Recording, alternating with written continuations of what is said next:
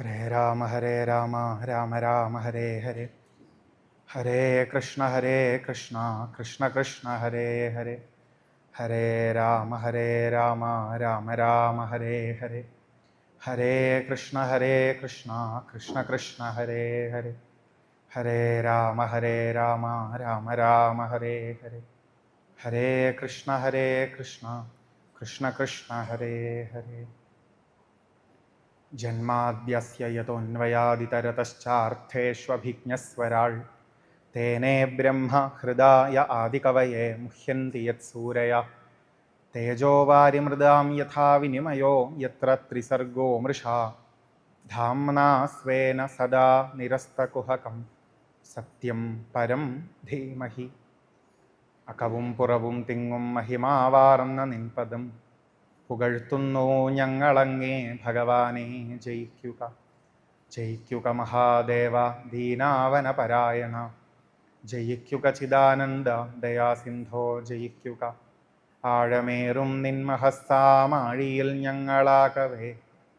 ആഴണം വാഴണം നിത്യം വാഴണം വാഴണം സുഖം. ശ്രീ ഗുരുവായൂരപ്പ ശരണം. എല്ലാവർക്കും നമസ്കാരം.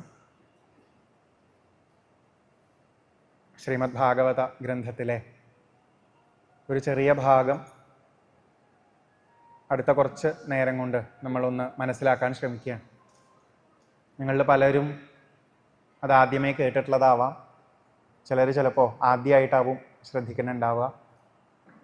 പക്ഷെ എല്ലാവർക്കും മനസ്സിലാവുന്ന രീതിയിൽ, കൂടുതൽ ഉൾക്കൊള്ളാൻ പറ്റുന്ന രീതിയിൽ ആവട്ടെ ഈ ഒരു സത്സംഗം നമുക്ക് പ്രാർത്ഥിക്കാം. നമുക്ക് ഭാഗവത ഗ്രന്ഥത്തിനോടൊരു താല്പര്യം വരുന്നത് രണ്ട് രീതിയിലാവും. അത് നമ്മുടെ രണ്ട് തരത്തിലുള്ള ജീവിത സാഹചര്യങ്ങൾ അനുസരിച്ചാണ്. നമ്മുടെ ജീവിതത്തെ പറ്റിയിട്ടുള്ള സങ്കല്പങ്ങളിൽ നിന്ന് വ്യത്യസ്തമായിട്ടുള്ള ഒരു സങ്കല്പം ഭാഗവതം കാണിച്ചു തരുമ്പോൾ ഒരു ശ്രദ്ധ തോന്നും. ഇങ്ങനെയും ജീവിതത്തെ പറ്റി ചിന്തിക്കാൻ പറ്റുമോ? അപ്പം ഞാനിപ്പോൾ ഉള്ള ഈ സാഹചര്യത്തിൽ ഞാൻ മനസ്സിൽ കാണുന്ന പോലെ അല്ലാണ്ട് ഇങ്ങനെയൊക്കെ ആലോചിക്കാൻ പറ്റൂലേ? അപ്പം ഇങ്ങനെ വിചാരിച്ചു കഴിഞ്ഞാൽ കുറേ പ്രശ്നമാണെന്ന് തോന്നുന്ന എൻ്റെ ജീവിതം എനിക്ക് വലിയ പ്രശ്നങ്ങളില്ലാണ്ട് സമാധാനമായിട്ട് കൊണ്ടുപോകാൻ പറ്റൂലേ? ഇങ്ങനെയൊക്കെ ചിന്തിച്ചു കഴിഞ്ഞാൽ എന്തോ ശരിയാണ് ഞാൻ ചെയ്തുകൊണ്ടിരിക്കണത് എന്നുള്ളത് മാറിയിട്ട് ഞാനും കുറേ കുഴപ്പങ്ങൾ ഒപ്പിക്കുന്നുണ്ട് എന്ന് എനിക്ക് മനസ്സിലാവുന്നുണ്ടല്ലോ എന്നൊക്കെ തോന്നും. ഒരു തരം, അതായത് നമ്മൾ വിചാരിക്കണത് പോലെ അല്ലാണ്ട് ഒരെണ്ണം കേൾക്കുമ്പോൾ നമുക്ക് ഉണ്ടാവുന്ന ഒരു കൗതുകം. അപ്പം പിന്നെ ഇതിൽ പറയണത് എന്താ എന്ന് മനസ്സിലാക്കാൻ കുറേ അധികം താല്പര്യം തോന്നും. രണ്ടാമത്തത്, നമ്മൾ ആദ്യമേ ഇങ്ങനെയൊക്കെ ചിന്തിക്കുന്ന ഒരു വ്യക്തി ആയിക്കൂടായിക്കൊന്നുമില്ല. എല്ലാവരും ഭാഗവതം വായിച്ചാൽ മാത്രമേ ഭാഗവതം പറയണ പോലെ ചിന്തിക്കാൻ പറ്റുള്ളൂ എന്നൊന്നുമില്ല. ഭാഗവത ഗ്രന്ഥം വായിച്ചാലേ ചിലപ്പോൾ ഇതിൽ പറയണ കഥകളും ഇതിലെ കഥാപാത്രങ്ങളെയും പരിചയം ഉണ്ടാവുള്ളൂ. പക്ഷേ ഈ കഥകളിലൂടെയും കഥാപാത്രങ്ങളിലൂടെയും നമുക്ക് പൂർവികർ പകർന്നു തരുന്ന ഒരു ജീവിത സങ്കല്പം ഉണ്ടല്ലോ, അത് നമുക്കിത് വായിച്ചില്ലെങ്കിലും ചിലപ്പോൾ ഉള്ളിൽ തോന്നിയെന്ന് വരും. കാരണം ഈ ലോകത്ത് എത്രയോ പേർക്ക് ഇങ്ങനെയുള്ള പുസ്തകങ്ങളൊന്നും വായിക്കാതെ തന്നെ അവർ ഈ ജീവിതത്തെ ശ്രദ്ധിക്കുമ്പോൾ ഇതുപോലെയൊക്കെയുള്ള ഉത്തരങ്ങൾ കിട്ടാറുണ്ട്. അപ്പം നമ്മളും ആദ്യമേ അങ്ങനെയൊക്കെ ചിന്തിക്കുന്ന ഒരു വ്യക്തിയാണെങ്കിൽ ഇതൊക്കെ ഈ പുസ്തകത്തിലും പറഞ്ഞിട്ടുണ്ടോ എന്നുള്ളൊരു കൗതുകം തോന്നും. അങ്ങനെയും ഇത് വായിക്കാൻ തോന്നാം. എൻ്റെ അഭിപ്രായത്തിൽ ഇത് രണ്ടും അല്ലാണ്ട് വായിക്കണവർക്ക് ഇതിൽ നിന്നൊന്നും കിട്ടില്ല. അത് പറയാൻ വേണ്ടിയിട്ടാണ് ഇത് പറഞ്ഞത്. അതായത് നമ്മുടെ ജീവിത ദർശനവും ഭാഗവതം പറയുന്ന ജീവിത ദർശനവും കൂടെ താരതമ്യം ചെയ്ത് നോക്കാൻ സാധിക്കാത്ത ആൾക്കാർക്ക് ഇത് വായിച്ചതുകൊണ്ട് വലിയ പ്രയോജനമൊന്നും ഉണ്ടാവാൻ പോകുന്നില്ല. വായിച്ചതുകൊണ്ട് പലതും നടന്നു എന്ന് വരാം. എത്രയോ പേര് ഇത് വായിച്ചിട്ടാണ് ജീവിക്കണത്. അങ്ങനെ ആചാര്യന്മാരെ മാത്രം കുറ്റം പറയണ്ട, ചിലരിത് കേട്ടിട്ടുമാണ് ജീവിക്കണത്. കാരണം ചിലർക്കൊരു പ്രായം കഴിഞ്ഞാൽ ജീവിതത്തിൽ വേറെ ഒന്നും ചെയ്യാനില്ല എന്ന് തോന്നുമ്പോൾ അവർക്ക് ആകെ ചെയ്യാൻ കിട്ടിയ ഒരു കാര്യം എന്ന് പറഞ്ഞാൽ എല്ലായിടത്തും പോയിട്ട് ഇത് കേൾക്കുക എന്നുള്ളതാണ്. അപ്പം ഞാനിത് കേൾക്കണതോട് കൂടിയിട്ട് ഞാൻ എന്തൊക്കെയോ ചെയ്യുന്നുണ്ട് എന്നൊരു തോന്നൽ വരുന്നു. അടുത്ത ആഴ്ച എനിക്ക് അവിടെ പോകാനുണ്ട്, ഇതിൻ്റെ പിന്നത്തെ ആഴ്ച എനിക്ക് ഇവിടെ പോകാനുണ്ട് എന്ന് പറയുമ്പോൾ ലൈഫിൽ എന്തൊക്കെയോ ചെയ്യാനുണ്ട് എന്നുള്ളൊരു തോന്നൽ വരുന്നത് കൊണ്ടും അതൊരു ഉപജീവനാണ്. കാശ് കിട്ടുന്നത് മാത്രമല്ല ഉപജീവനം, ജീവിക്കാനൊരു കാരണമാവുക, ഒരു പ്രേരണയാവുക എന്ന് പറയുന്നതും കൂടി. പക്ഷേ ഇത്തരത്തിലൊക്കെ ഉണ്ടാവുന്ന അപ്രോച്ചുകളെക്കാൾ ഭാഗവതം കാണിച്ചു തരുന്ന ജീവിത ദർശനത്തെ ശ്രദ്ധിക്കാൻ തോന്നിയാൽ മാത്രമാണ് ഇതിൻ്റെ ഉപകാരം നമുക്ക് നല്ലോണം ഉണ്ടാവുക എന്ന് മാത്രം. പക്ഷെ അത് കിട്ടാൻ എളുപ്പമല്ല. അതെന്തുകൊണ്ടാണ് കിട്ടാൻ പറ്റാത്തത്? അതിനും 2 കാരണങ്ങളുണ്ട്. ഒന്ന്, നമുക്ക് നമ്മുടെ ജീവിത ദർശനം എന്താണെന്ന് ഒന്ന് സ്വയം ഉള്ളിലേക്ക് നോക്കി ആലോചിച്ച് കണ്ടെത്താൻ പറ്റും. എന്നാലല്ലേ ഞാൻ വിശ്വസിക്കണത് ഇങ്ങനെയാണെന്നും ഭാഗവതം പറയണത് എങ്ങനെയാണെന്നും ഒക്കെ ആലോചിച്ച് താരതമ്യം ചെയ്യാൻ പറ്റുള്ളൂ. ചുരുക്കം പറഞ്ഞാൽ എൻ്റെ ഉള്ളിലെ ചിന്തകളെ മനസ്സിലാക്കാൻ നമുക്ക് പലപ്പോഴും പറ്റാറില്ല എന്നർത്ഥം. രണ്ടാമത്തത്, എൻ്റെ ഉള്ളിലെ ചിന്തകളെ മനസ്സിലാക്കി തുടങ്ങിയാലും കുഴപ്പമാണ്. പിന്നെ എന്താന്ന് വെച്ച് കഴിഞ്ഞാൽ അതല്ലാത്തൊരു ചിന്തയെ ഉൾക്കൊള്ളാൻ നമുക്ക് തീരെ പറ്റില്ല. അത് മനുഷ്യർക്ക് പറ്റില്ല എന്നൊക്കെ തോന്നിയത് കൊണ്ടാണ് പണ്ട് ആരോ പറഞ്ഞത് step in to others shoe എന്ന് പറഞ്ഞു, അല്ലെങ്കിൽ അതേഴ്സ് ഷൂസ് എന്ന് പറഞ്ഞു. നിങ്ങൾ മറ്റുള്ളവരുടെ ഷൂസിൽ ഒന്ന് കയറി നിന്ന് നോക്കണം എന്നാണ്. പറയാൻ വലിയ എളുപ്പം, എൻ്റെ ഷൂസൊന്ന് ഞാൻ അഴിയണ്ടേ ആദ്യം. ഞാൻ ഏത് ഷൂസിലാണ് നിൽക്കണത് എന്നും ആദ്യം മനസ്സിലാവണം. പറ്റുമെങ്കിൽ അതൊന്ന് അഴിച്ചു വെച്ചിട്ട് മറ്റുള്ളവരുടെ ഷൂസിലൊന്ന് നിന്ന് നോക്കാനും പറ്റണം. ഇത് രണ്ടും അല്ലാത്തവർക്ക് ബുദ്ധിമുട്ടാണ്. ഇപ്പം ഭാഗവത ദർശനം മനസ്സിലാവണം എന്നുണ്ടെങ്കിൽ ഞാൻ സ്വയം ജീവിതത്തിനെ എങ്ങനെയാണ് കാണുന്നത് എന്ന് എനിക്കൊരു ഓർമ്മ വേണം. അത് വെച്ചുകൊണ്ട് അതിൽ നിന്ന് വ്യത്യസ്തമായ ഒരെണ്ണം കേൾക്കാൻ ശ്രമിക്കുമ്പോൾ അതൊന്ന് താരതമ്യം ചെയ്ത് നോക്കാനുള്ളൊരു ക്ഷമയും നമുക്ക് ഉണ്ടാവണം. വെറുതെ പറഞ്ഞാൽ മനസ്സിലാവില്ല, അങ്ങനെ ചിന്തിക്കാനുള്ളൊരു പ്രേരണ ഉണ്ടാവില്ല എന്ന് തോന്നുന്നത് കൊണ്ടാണ് ഭാഗവതം കഥകളാക്കിയത്. അല്ലെങ്കിൽ ഉപനിഷത്ത് വാക്യങ്ങൾ മതിയായിരുന്നു.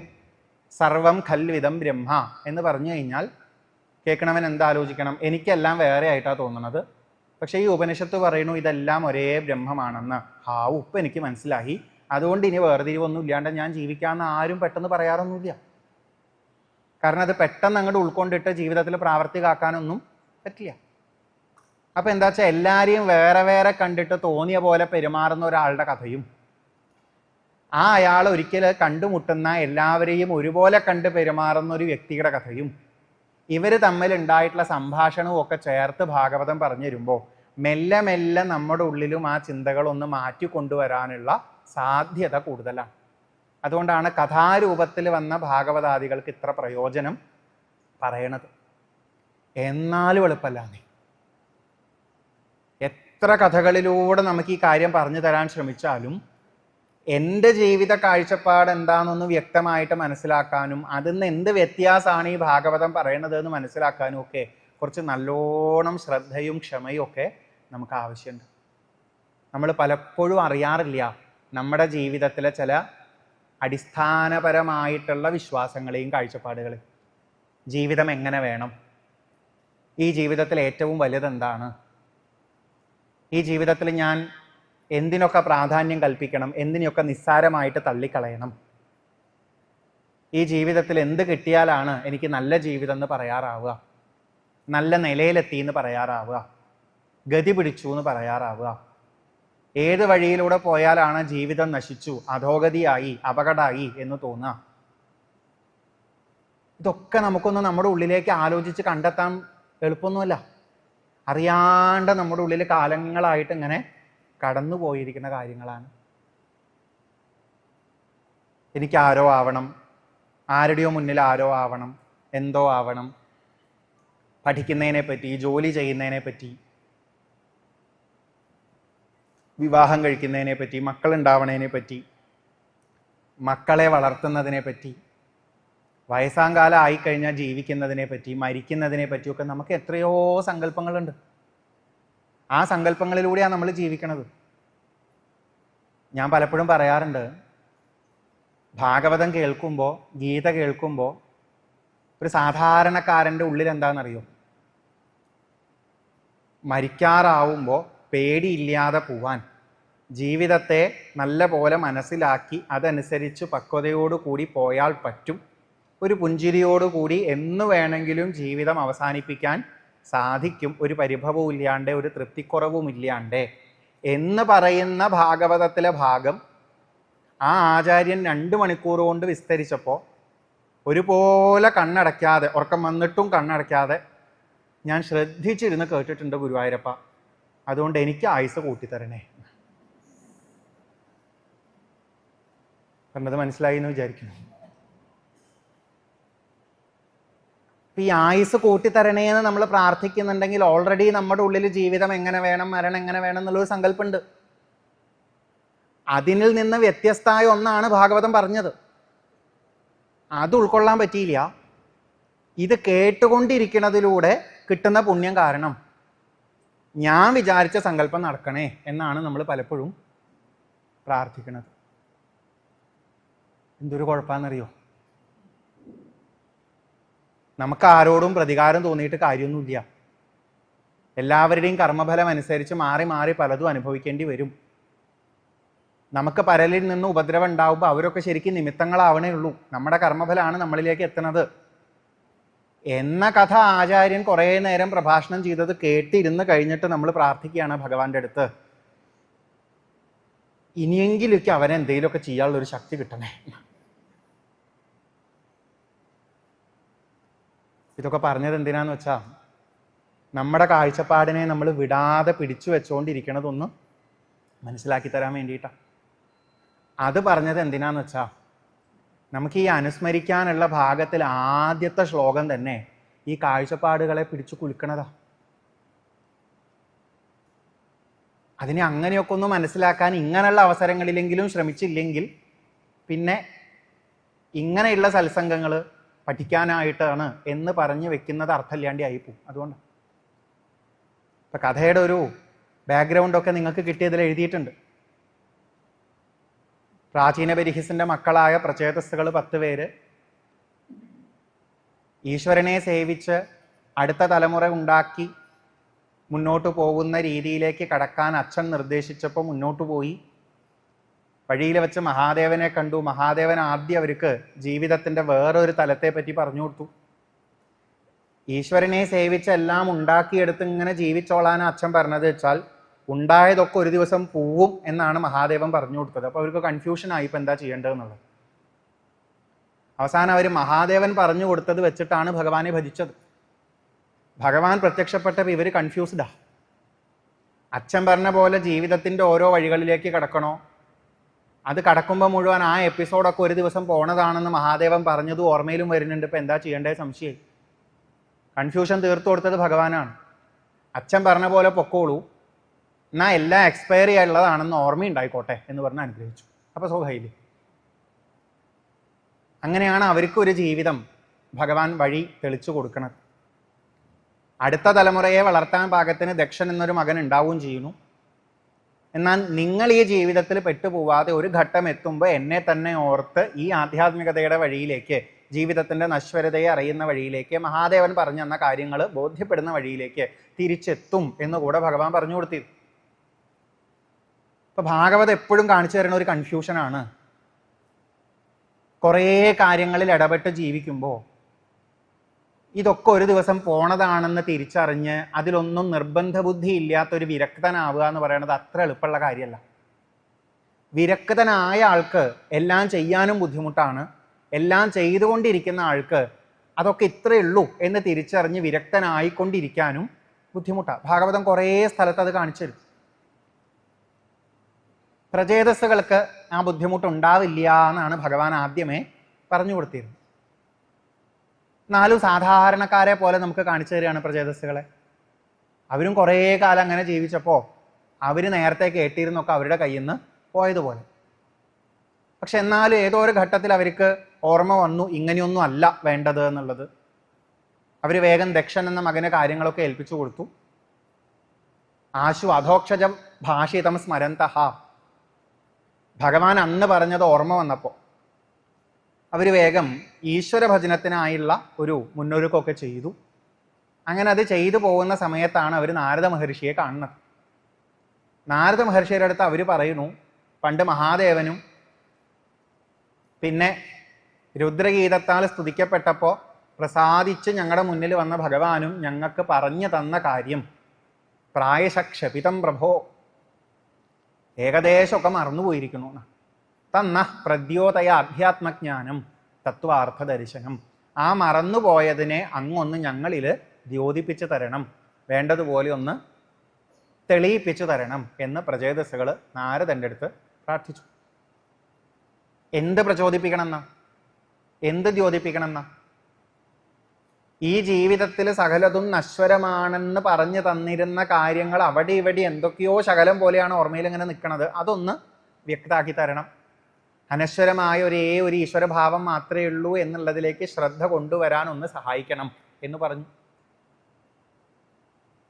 അപ്പോ നാരദ മഹർഷി അവർക്ക് ചില കാര്യങ്ങൾ പറഞ്ഞു കൊടുക്കുക.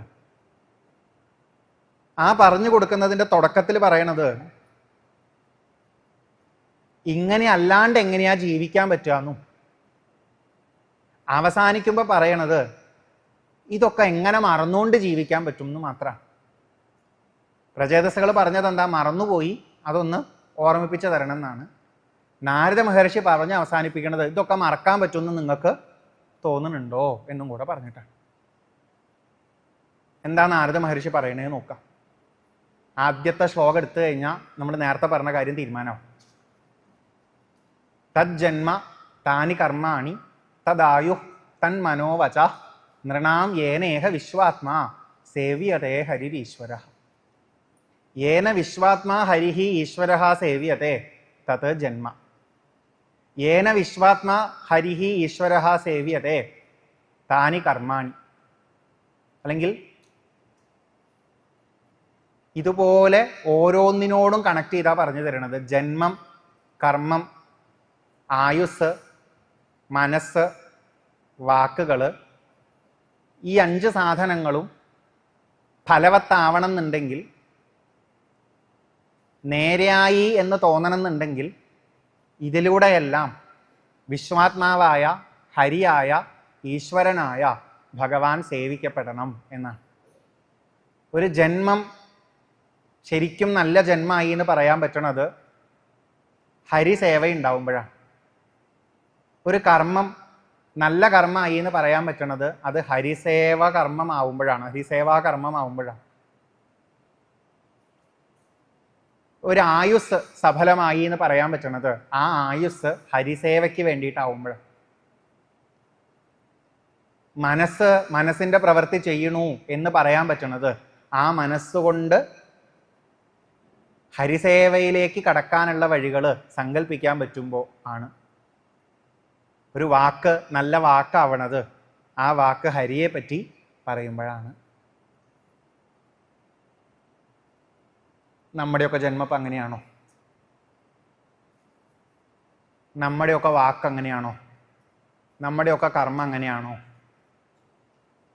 നമ്മുടെയൊക്കെ മനസ്സും ആയുസിനെയും നമ്മൾ അങ്ങനെയാണോ വിലയിരുത്തുന്നത്? ഒന്ന് ആലോചിച്ച് നോക്കിയാൽ മതി. മക്കൾ നല്ല നിലയിലെത്തണം, എനിക്ക് നല്ല നിലയിലെത്തണം. ഹരിസേവയാണോ നമ്മൾ ഉദ്ദേശിക്കണം നല്ല നില?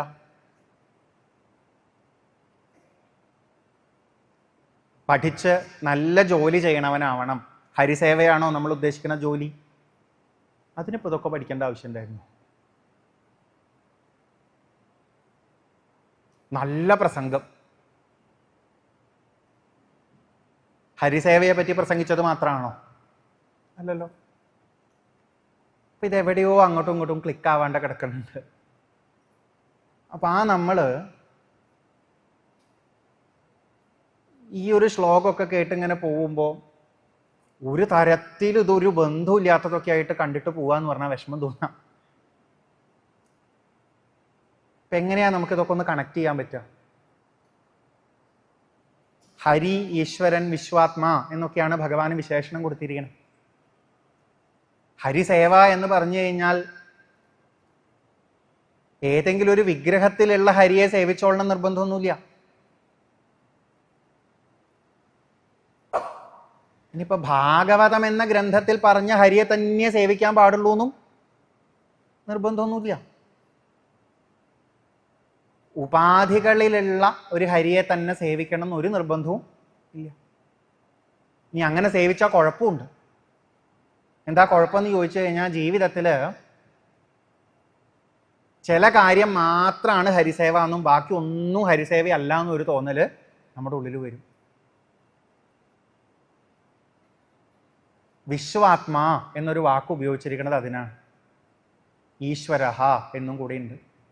ഈശ്വരൻ എന്നുള്ളതിനെ എങ്ങനെയാ മനസ്സിലാക്കുക? എത്രയോ പേര് ജനിച്ച് ജീവിച്ച് മരിച്ചു പോകുന്ന ഈ വലിയ പ്രപഞ്ചത്തിൻ്റെ, ഭൂമി മാത്രമല്ല സകല ഗ്രഹനക്ഷത്രങ്ങളും നിറഞ്ഞു നിൽക്കുന്ന ഈ വലിയ പ്രപഞ്ചത്തിൻ്റെ ആധാരമായ ശക്തി എന്നുള്ള നിലയ്ക്ക് നമ്മൾ നമ്മുടെ ഈ ചുറ്റും നോക്കിയിട്ട് ഓർമ്മ വരണം.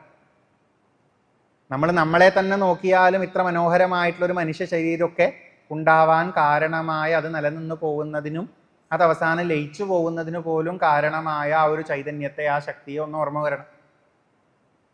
അതിനെ അറിയാൻ, അത് ഉൾക്കൊള്ളാൻ, അത് മനസ്സിലാക്കാൻ ഉള്ള ജന്മമാണ് ഏറ്റവും നല്ല ജന്മം. അതിനുള്ള കർമ്മങ്ങളാണ് ഏറ്റവും നല്ല കർമ്മങ്ങൾ. അതിനെപ്പറ്റി സംസാരിക്കുന്നതാണ് ഏറ്റവും നല്ല വാക്കുകൾ. അതിനു വേണ്ടി ചെലവഴിക്കുന്ന ആയുസ്സാണ് ഏറ്റവും നല്ല ആയുസ് എന്നാണ് പറഞ്ഞു തരുന്നത്. വിശ്വാത്മാ എന്നും കൂടെ ചേർത്തു. അതായത് ഈ കാണുന്ന സകലത്തിലും ആത്മാവായിട്ട് ശോഭിക്കുന്നതും ഈ ഈശ്വരൻ തന്നെയാണ്. അല്ലെങ്കിൽ എന്താ കുഴപ്പമെന്ന് ചോദിച്ചു കഴിഞ്ഞാൽ, മറ്റു ചില കാഴ്ചപ്പാടുകൾ പോലെ നമ്മളും ആൾക്കാരും ഒക്കെ നിറഞ്ഞു നിൽക്കുന്ന ഈ ലോകത്തിൻ്റെ കൺട്രോളറായിട്ട് വേറെ എവിടെയോ നിന്ന് കൺട്രോൾ ചെയ്യുന്ന ആളാണ് ഈശ്വരൻ എന്നുള്ളൊരു തോന്നൽ വരും. അപ്പം എന്താ ഉണ്ടാവുക എന്ന് വെച്ച് കഴിഞ്ഞാൽ, എനിക്ക് ഇവരെ ഒന്നും നോക്കേണ്ട ആവശ്യമില്ല. ആരെ മാത്രം നോക്കിയാൽ മതി? ഈശ്വരനെ. നിങ്ങളെ കണ്ടിട്ടൊന്നുമല്ല ഞാൻ ജീവിക്കുന്നത്, ഞാനും ഭഗവാനും തമ്മിൽ പ്രൈവറ്റ് ഇടപാടാ. പക്ഷെ നമ്മൾ പഠിക്കുന്ന ഭഗവാൻ വേറെ എവിടെയും പോയിട്ട് പ്രൈവറ്റ് ആയിട്ട് ഇരിക്കണമെന്നില്ല. ആ ഭഗവാൻ എവിടെയാണ് ഇരിക്കണത്? നമ്മളിലും എല്ലാവരിലുമാണ്. അപ്പൊ പിന്നെ നമ്മളെല്ലാവരെയും വേണ്ടതുപോലെ ശ്രദ്ധിക്കാത്ത ഒരു ഈശ്വര ശ്രദ്ധയ്ക്ക് വിലയില്ലാണ്ട് ആയിപ്പോവും. ഇപ്പൊ വിശ്വാത്മാവും ഈശ്വരനുമായ ഹരിയെ സേവിക്കുന്ന ജന്മമാണ് ജന്മം എന്ന് പറഞ്ഞു തുടങ്ങുമ്പോൾ ഈ ജീവിതത്തിന്റെ അടിസ്ഥാനം എന്താണെന്ന് അറിയാനും, എത്രയോ വ്യത്യസ്തങ്ങളായിട്ടുള്ള രീതിയിൽ ഓരോരുത്തരുടെയും ജീവിതങ്ങൾ ഇവിടെ കാണുമ്പോൾ അതിനെ താരതമ്യം ചെയ്ത് വിഷമിക്കുകയും അധികമായിട്ട് ആഹ്ലാദിക്കുകയൊക്കെ ചെയ്യുന്നതിന് പകരം ഇതിൻ്റെ ഒക്കെ പിന്നിലുള്ള കണക്കുകളെ കൊണ്ട് നടക്കുന്ന ആ ഒരു ഈശ്വരഭാവത്തെ ഒന്ന് ശ്രദ്ധിക്കാൻ തോന്നുന്ന ജന്മം, അതിന് സഹായിക്കുന്ന വാക്കുകൾ, അതിനൊക്കെയാണ് പ്രാധാന്യം എന്നൊന്ന് ഓർമ്മിപ്പിച്ചു തരിക. ഇത് ഒരു കൂട്ടം ആൾക്കാർക്ക് കുറച്ചും കൂടെ എളുപ്പമാണ് ഉൾക്കൊള്ളാൻ. ആർക്കാന്ന് ചോദിച്ചാൽ, ജീവിതം മൊത്തം കുഴപ്പമായിരിക്കുന്ന ആൾക്കാർക്ക്. ജീവിതം മൊത്തം കുഴപ്പമായിരിക്കുന്ന ആൾക്കാർക്ക് ഇത് കേട്ടാൽ വലിയ ആശ്വാസമാണ്. എന്താണ്? ഈ കുഴപ്പമൊന്നും ഒരു കുഴപ്പമേ അല്ല. നിങ്ങൾ ഈ കുഴപ്പങ്ങൾക്കൊക്കെ പിന്നിൽ, ഈ കണക്കുകൾക്കൊക്കെ ആധാരമായിട്ടുള്ള ഈശ്വരനെ ഓർക്കുക. അങ്ങനെ ഓർത്തിട്ട് ഇതൊക്കെ ഈശ്വരൻ്റെ ലീലയായി കണ്ടിട്ട് മുന്നോട്ട് പോവുകയാണെങ്കിൽ കുഴപ്പമില്ല എന്ന് പറഞ്ഞു തരുമ്പോൾ നമുക്കൊരു മാറ്റത്തിനുള്ള സ്കോപ്പായി. പക്ഷെ ഇപ്പം മൊത്തത്തിൽ ജീവിതത്തിൽ സാറ്റിസ്ഫൈഡ് ആയിട്ടിരിക്കുന്ന ആൾക്കാർക്ക് ഇത് കേട്ടാൽ എന്താ തോന്നുക? ഇപ്പം സുഖമാണ്, ഇത് വിട്ടാലാണ് കുഴപ്പമെന്നാണ് തോന്നുന്നു. ഇപ്പം എന്താണ് അതിൽ ഉദ്ദേശിക്കുന്നത് എന്ന് നമുക്കൊന്ന് കുറച്ചെങ്കിലും ഒരു വ്യക്തത ആലോചിച്ച് ഉണ്ടാക്കിയേ പറ്റൂ. നമ്മളെ ആരും നിർബന്ധിക്കുകയൊന്നുമല്ല, ഇങ്ങനെ ജീവിച്ചാലേ ജീവിതമാവുള്ളൂ, നിങ്ങൾ അങ്ങനെ ചെയ്യരുത്, ഇങ്ങനെ ചെയ്യരുത്, അതൊന്നുമല്ല പറയണേ. നമ്മുടെ ജീവിതം സഫലമാവണത് എപ്പോഴാ? പറയണ വാക്കുകളൊക്കെ വിലപ്പെട്ട വാക്കുകളാവണത് എപ്പോഴാ? ചെയ്യുന്ന പ്രവൃത്തികളൊക്കെ ഏറ്റവും നല്ല പ്രവൃത്തികളാവണത് എപ്പോഴാ? അതെല്ലാം ഇതിനെല്ലാം ആധാരമായ ഈശ്വരനിലേക്ക് നമ്മളെ അടുപ്പിക്കുമ്പോൾ മാത്രമാണത്ര. ഒരു തരത്തിൽ പറയാം, ഈ ജീവിതത്തിൽ ഏതെങ്കിലും കാര്യം നമ്മുടെ കൂടെ എന്നും ഉണ്ടാവുമോ? ഇല്ല. ആകെ എന്നും ഉണ്ടാവണത് നമ്മുടെ ആത്മഭാവമാണെന്ന് ഒരു ഭാഷയിലും, അതല്ല ഈശ്വരനാണെന്ന് മറ്റൊരു ഭാഷയിലും നമുക്ക് പറയാം. അവസാന നിമിഷം മരണം മുന്നിൽ വരുമ്പോൾ പോലും എനിക്ക് ഏറെ ഇഷ്ടമുള്ള എൻ്റെ പേരും എൻ്റെ ഈ വേഷം ഒക്കെ എനിക്ക് വിടേണ്ടി വരും. ആകെ വിടാത്തത് ആത്മാവിനോട് ചേർന്ന് നമ്മൾ പറയുന്ന ഒരു അഡ്രസ്സ്, അല്ലെങ്കിൽ ഈശ്വരനോട് ചേർന്ന് നമ്മൾ പറയുന്ന ഒരു അഡ്രസ്സ് മാത്രം. അപ്പം ഏതൊക്കെ കാര്യങ്ങൾ നമ്മളെ ആ അഡ്രസ്സ് ഓർമ്മിപ്പിച്ച് തരുന്നുണ്ടോ, ഏതൊക്കെ കാര്യങ്ങൾ നമുക്ക് ചെയ്യുമ്പോൾ ആ അഡ്രസ്സിനോട് ചേർന്ന് നിന്ന് ചെയ്യാൻ പറ്റുമോ, അങ്ങനെയുള്ള കാര്യങ്ങളും അങ്ങനെയുള്ള വാക്കുകളും ഒക്കെയാണ് നമുക്ക് ഏറ്റവും സഫലമായി തീരുന്നത് എന്നൊന്ന് ഓർമ്മിപ്പിച്ചു തരികയാണ്. നിങ്ങൾ എത്ര വർഷം ഇവിടെ ജീവിച്ചു എന്നുള്ളത് കാര്യമില്ല. ശ്രീകൃഷ്ണ ഭഗവാൻ ഒരു ചിരിയോടുകൂടി പോകുമ്പോൾ ഭാഗവതം പറയണത് മർത്യേന കിം സ്വസ്ഥഗതിം പ്രദർശയൻ എന്നാണ്. എന്നായാലും എക്സ്പയർ ആവുന്ന ഒരു ശരീരത്തിൽ എത്ര കൊല്ലം ജീവിച്ചിട്ട് എന്താ കാര്യം? തൃപ്തിയോടുകൂടി ഇതിൻ്റെ വൈവിധ്യമൊക്കെ ഒന്ന് ആസ്വദിച്ച് പുഞ്ചിരിച്ച് പോകാൻ പറ്റുകയാണ് വേണ്ടത്. എത്രയോ ജോലികൾ എന്തൊക്കെയോ ചെയ്തു എന്ന് പറഞ്ഞിട്ട് എന്താ കാര്യം? കുറേ ഭാരം ഉണ്ടാവും, കുറേ അപമാനവും കുറേ അഭിമാനവും ഒക്കെ വരും. പക്ഷെ ചെയ്യണ ഓരോ പ്രവൃത്തികളും നമുക്ക് നമ്മളെ കൂടുതൽ കൂടുതൽ നമ്മളിലേക്ക് തന്നെ അടുക്കാനും ഈ ജീവിതത്തെ കൂടുതൽ കൂടുതൽ മനസ്സിലാക്കാനും വഴിയൊരുക്കുമ്പോഴാണ് ആ പ്രവൃത്തി ഏറ്റവും നല്ല പ്രവൃത്തിയായിട്ട് മാറണത്. അതിനിപ്പോൾ ചെയ്യണ ജോലി വിട്ടിട്ട് ഏതു നേരവും ഭാഗവതം വായിക്കണമെന്നൊന്നും പറഞ്ഞിട്ടില്ല. ഇതിനൊക്കെ മുമ്പേ ഈ പ്രചേതസ്സുകളുടെ ഒക്കെ വംശത്തിൽ ഇതിനു മുമ്പേ വന്ന ഭഗവാൻ പൃഥു പറഞ്ഞിട്ടുണ്ട്, നിങ്ങൾ ഏത് ജോലി ചെയ്യണോ അത് മുഴുവൻ കുരുത ആധോക്ഷജധീയഹ എന്നാണ്. ആ ചെയ്യുന്നതൊക്കെ ഈശ്വരനെ ഓർത്ത് ചെയ്യേ വേണ്ടൂ. കാരണം ഏത് ജോലി ചെയ്യുമ്പോഴും ഹരിസേവയായിട്ട് ചെയ്യാനുള്ള സ്കോപ്പുണ്ട്. എന്ത് സംസാരിക്കുമ്പോഴും ഹരിസേവയായിട്ട് സംസാരിക്കാനുള്ള സ്കോപ്പുണ്ട്. ഏത് പ്രായത്തിൽ ചെയ്യണ കാര്യങ്ങളും ഹരിസേവയായിട്ട് ചെയ്യാനുള്ള സ്കോപ്പ് ഉണ്ട്. നിങ്ങളൊരു മകനാണോ മകളാണോ ഭാര്യയാണോ ഭർത്താവാണോ അച്ഛനാണോ അമ്മയാണോ ചെയ്യണതെല്ലാം ഹരിസേവയാക്കാലോ. ചെയ്യണതെല്ലാം ഒരു വേഷത്തിൽ നിന്നുകൊണ്ട് ഈ ഈശ്വരൻ സെറ്റ് ചെയ്ത് വെച്ചിട്ടുള്ള ഒരു പ്ലേ ഗ്രൗണ്ടിൽ അല്ലെങ്കിൽ ഒരു സ്ക്രിപ്റ്റിനനുസരിച്ചുള്ള ഒരു സ്റ്റേജിൽ ഞാൻ ആടുന്ന നടനം പോലെ കൊണ്ടു നടക്കാലോ. എന്ത് ജോലി ചെയ്യുമ്പോഴും എത്ര നല്ല കാഴ്ചപ്പാടോടുകൂടി നമുക്ക് ആ ജോലി ചെയ്യാം. ചുറ്റുമുള്ളവരെയൊക്കെ നമ്മളെ പോലെ തന്നെ കണ്ടുകൊണ്ട് ഇത് നമ്മുടെ ഒരു നിയോഗം എന്നുള്ള നിലയ്ക്ക് നമ്മൾ ആ വേഷത്തിൽ നിന്നുകൊണ്ട് ചെയ്യണമെന്നുള്ള നിലയ്ക്ക് ഒട്ടും കർമ്മത്തിൽ ബദ്ധനാവാതെ. അപ്പം അങ്ങനെ ഒരു ജീവിതത്തിലേക്ക് കടക്കുകയാണ് വേണ്ടത്, അല്ലെങ്കിൽ അങ്ങനെ ഒരു ജീവിതമാണ് നല്ല ജീവിതം എന്നൊന്ന് നമ്മളെ ഓർമ്മിപ്പിച്ച് തരികയാണ് ഈ ആദ്യത്തെ ശ്ലോകത്തിൽ തന്നെ. ഇതഞ്ചും അതിൻ്റേതാകുന്ന രീതിയിൽ സഫലമാവുന്നത് ഈശ്വര സാക്ഷാത്കാരത്തിന് വഴിയൊരുക്കുമ്പോൾ, ആത്മാന്വേഷണത്തിന് വഴിയൊരുക്കുമ്പോൾ, ഈശ്വര സേവയ്ക്ക് വഴിയൊരുക്കുമ്പോൾ എന്ന് ഏത് ഭാഷയിൽ വേണമെങ്കിലും പറയാം. അപ്പം മാത്രമാണ് എന്ന് ഓർമ്മിപ്പിച്ച് തരിക. നമ്മളെ അറിയാൻ സഹായിക്കാത്ത ജോലി നമുക്ക് നഷ്ടാവുകയുള്ളൂ. 75 കൊല്ലം ജീവിച്ചിട്ടും നമുക്ക് നമ്മളെ മനസ്സിലാവണില്ല വെച്ചാൽ ആ ജീവിതം നമുക്ക് കുറേ ഭാരം മാത്രമേ തന്നിട്ടുണ്ടാവുള്ളൂ. എത്രയോ സംസാരിച്ചിട്ടും നമുക്ക് നമ്മളിലേക്ക് അടുക്കാനും ഈ ജീവിതത്തെ വേണ്ടതുപോലെ മനസ്സിലാക്കാനും പറ്റണില്ലെങ്കിൽ നമ്മൾ ആ സംസാരിച്ച ഓരോ വാക്കും നമ്മളെ ബുദ്ധിമുട്ടിച്ചിട്ടേ ഉണ്ടാവുള്ളൂ. അതാണ് സൂചിപ്പിച്ചു തരണേ. ഇതിലെന്തും പെടും, ഭാഗവത പഠനവും പെടും. ഭാഗവത പഠനവും സഫലാവണത് എപ്പോഴാ? ഏന വിശ്വാത്മാ ഹരിഹി ഈശ്വരഃ സേവ്യത്തെ.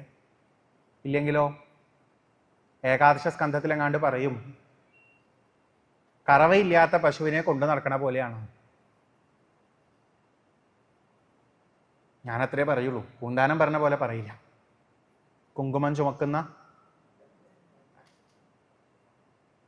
പക്ഷെ നമ്മുടെ കയ്യിലുള്ളതിൻ്റെ വില എന്താണെന്ന് നമുക്ക് പലപ്പോഴും മനസ്സിലാവണില്ല.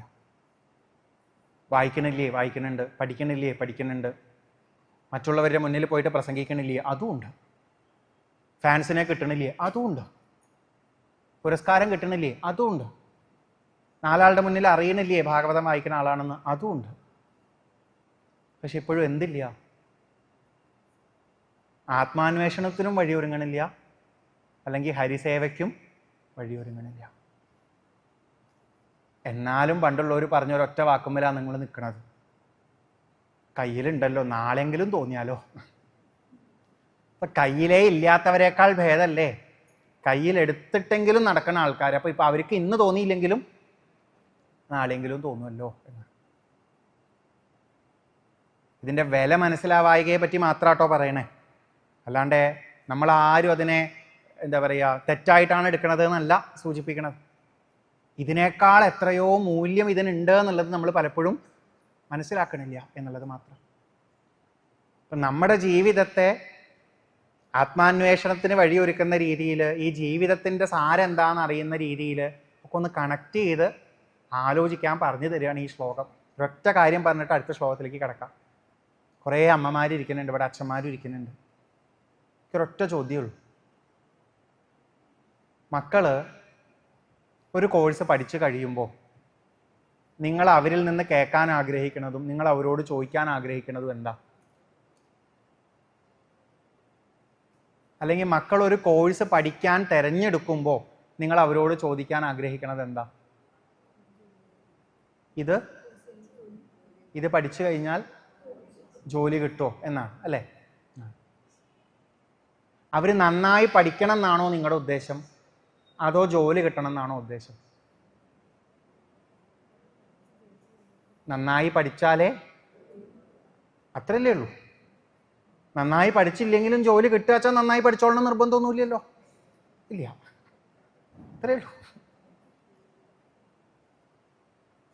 ഒരു മകൻ പറയാണ്, ഈ കോഴ്സ് കഴിഞ്ഞു, ഇനി ജോലിക്ക് 2 ഇൻ്റർവ്യൂവിനൊക്കെ പോവുകയാണെങ്കിൽ കിട്ടും, 2 പ്ലേസ്മെൻറ്റ് വന്നിട്ടുമുണ്ട്, പക്ഷെ എനിക്ക് ഇനിയും പഠിക്കണം.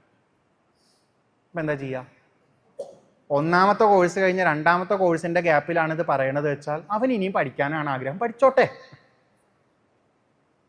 പിന്നെ 2 കൊല്ലം കഴിഞ്ഞു, ആ കോഴ്സും കഴിഞ്ഞു, അപ്പോഴും ഇതേപോലെ പ്ലേസ്മെൻ്റ് ഒക്കെ വന്നു. അപ്പം പണ്ട് പറഞ്ഞത് എന്താണെന്ന് വെച്ച് കഴിഞ്ഞാൽ, അന്നത്തെ ആശ്വാസം എന്തായിരുന്നു എന്ന് വെച്ച് കഴിഞ്ഞാൽ, അപ്പത്തെ ആ കോഴ്സ് കഴിഞ്ഞിട്ട് കിട്ടുന്ന പ്ലേസ്മെൻറ്റിലുള്ള സാലറി പാക്കേജിനേക്കാൾ കൂടുതൽ കിട്ടും ഒരു കോഴ്സും കൂടെ കഴിഞ്ഞിട്ടായാലേ. ഇപ്പം ചെയ്യുന്നത് നല്ലതാണല്ലോ. എന്നിട്ട് ഈ 2ാമത്തെ കോഴ്സും കൂടെ കഴിഞ്ഞിട്ട് വീണ്ടും പ്ലേസ്മെൻറ്റ് വന്നിട്ട് മകൻ അതും വേണ്ടാന്ന് വെച്ചിട്ട് കുറച്ചും കൂടെ ഹയർ സ്റ്റഡീസിലേക്ക് പോകാൻ പുറപ്പെടുമ്പോൾ എന്താ ഉണ്ടാവുക? അത്ര ഹയർ ഒന്നും വേണ്ട, ഒരു ജോലിയൊക്കെ വേണ്ടേ? അപ്പോൾ പഠിക്കണത് എന്തിനു വേണ്ടിയാ? ജോലിക്ക് കിട്ടാൻ വേണ്ടിയിട്ടാണ്. ഇനി ഞാൻ ചോദിക്കാം,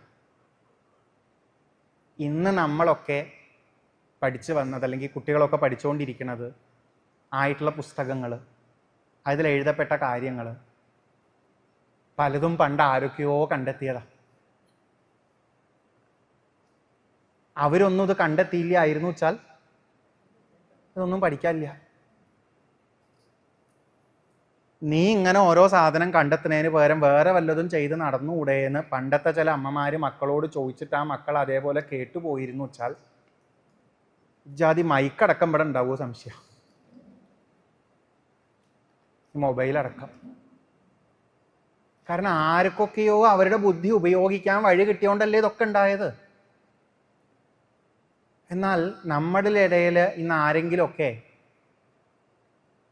ഈ ജീവിതത്തിനോടുള്ള കൗതുകം കാരണം, ഈ പ്രപഞ്ചത്തിനോടുള്ള കൗതുകം കാരണം ഫിസിക്സിലോ കെമിസ്ട്രിയിലോ ബയോളജിയിലോ ഫിലോസഫിയിലോ എങ്ങാണ്ട് കുറച്ച് വല്ലാണ്ട് ഇൻഡെപ്തിലേക്ക് പോയിട്ട് എന്തെങ്കിലുമൊക്കെ അങ്ങനെ പഠിക്കാൻ പുറപ്പെട്ട് കഴിഞ്ഞാൽ കുറച്ച് കഴിഞ്ഞാൽ നമ്മളൊക്കെ പിടിച്ചു നിർത്തും. കാരണം ഇങ്ങനെ ഇരിക്കാൻ വേണ്ടിയിട്ടൊന്നും അല്ല ജീവിക്കണത് എന്നാണ് പലപ്പോഴും പറഞ്ഞു പോവുക. അപ്പം നമുക്ക് ഈ ആത്മാന്വേഷണത്തിന് വേണ്ടിയിട്ടാണ് ജീവിതം, ആത്മാന്വേഷണത്തിന് വേണ്ടിയിട്ടാണ് പഠിക്കുന്നത്, ആത്മാന്വേഷണത്തിന് വേണ്ടിയിട്ടാണ് നമ്മൾ കർമ്മങ്ങൾ ചെയ്യണത് എന്നുള്ളത് അത്രയൊന്നും ഉള്ളിൽ ബോധ്യപ്പെട്ടിട്ടൊന്നുമില്ല. അവിടെയാണ് അതിൻ്റെ വിഷയം. സയൻസൊക്കെ പഠിച്ചാൽ എവിടെ എത്താം?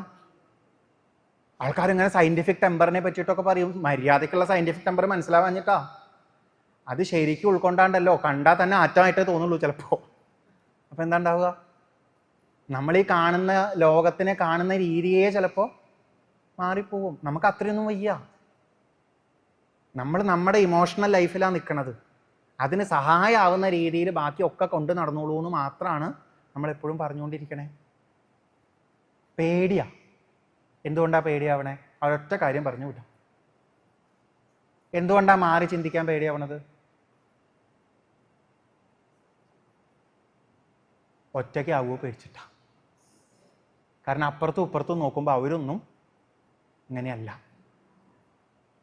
അപ്പം അവർ വന്നിട്ട് നീ എന്താ ഇങ്ങനെയും ചോദിച്ചു കഴിഞ്ഞാൽ ഒരൊറ്റപ്പെട്ട ഫീല് വരുന്നതുകൊണ്ടാണ് ഈ പ്രശ്നം. ഒരു കാര്യം തീരുമാനിച്ചാൽ മതി, വല്ലോരുടെയും ജീവിതത്തിൽ ഇടപെടാണ്ടിരുന്നാൽ മതി. മനസ്സിലായോ? ഇപ്പം നമ്മളെ പോലെ അല്ലാത്ത ആൾക്കാരെ കണ്ടാൽ അവരെന്താ അങ്ങനെ അല്ലാത്തത് എന്ന് പറഞ്ഞ് അവരെ പോയിട്ട് വെറുതെ ഡിസ്റ്റർബ് ചെയ്യാണ്ടിരിക്കണം എന്ന് നമ്മൾ ഓരോരുത്തരും തീരുമാനിച്ചാൽ തീരാവുന്ന കാര്യമുള്ളൂ ഇത്. പക്ഷെ നമുക്ക് അങ്ങനെ തീരുമാനിക്കാൻ പറ്റാറില്ല. അതുകൊണ്ട് പഠിച്ചു കഴിഞ്ഞ് ജോലിയിലേക്ക് കടക്കാത്ത ആളും ശമ്പളം നോക്കി ജോലി ചെയ്യാത്ത ആളും വിവാഹം വേണ്ടാന്ന് വെക്കുന്ന ആളും മക്കൾ വേണ്ടാന്ന് വെക്കുന്നവരും കുറേ കാലം ജീവിക്കണമെന്ന് താല്പര്യമില്ല, ഉള്ള കാലം ജീവിച്ചിട്ട് പോയാൽ മതി എന്ന് ചിന്തിക്കുന്ന ആൾക്കാരും ഒക്കെ നമുക്ക് അന്യഗ്രഹ ജീവികളാണ്. നമ്മൾ എന്നും അവരെ വിലയിരുത്തും, എന്നും എന്തെങ്കിലുമൊക്കെ പറഞ്ഞുകൊണ്ടിരിക്കും. അപ്പം അവർക്കും മാറാൻ പറ്റില്ല, നമുക്കും മാറാൻ പറ്റില്ല. ഇതൊന്ന് കഷ്ടിച്ച് ഏതെങ്കിലും ഒരുത്തൻ ഏതെങ്കിലും ഒരു ഘട്ടത്തിൽ ലോകബാഹ്യനായി പോയാൽ അവൻ ഭാഗ്യവാൻ. അത്രയേ ഉള്ളൂ. നമ്മളൊക്കെ നാട് ഓടുമ്പോൾ എങ്ങാനും സൈഡിലായി പോയാലൊരു വിഷമമുണ്ട്. തിക്കി തിരക്കി കഷ്ടിച്ച് നമ്മൾ പിന്നെ എങ്ങനെ തന്നെ പോവും? നടുവിലേക്ക് തന്നെ പോവും. സൈഡിൽ ഓടുമ്പോൾ പേടിയാണ്. കാരണം മുമ്പ് ഓടിയവരെ അറിയൂല, പിന്നാലെ ഓടണവരെ കാണാനുമില്ല. ഈ ഓടണതാണോ ശരി, ഇത് എവിടെയാണ് എത്തുക എന്ന് ഒരു പിടിയും ഇല്ലാത്തതുകൊണ്ടാണ്.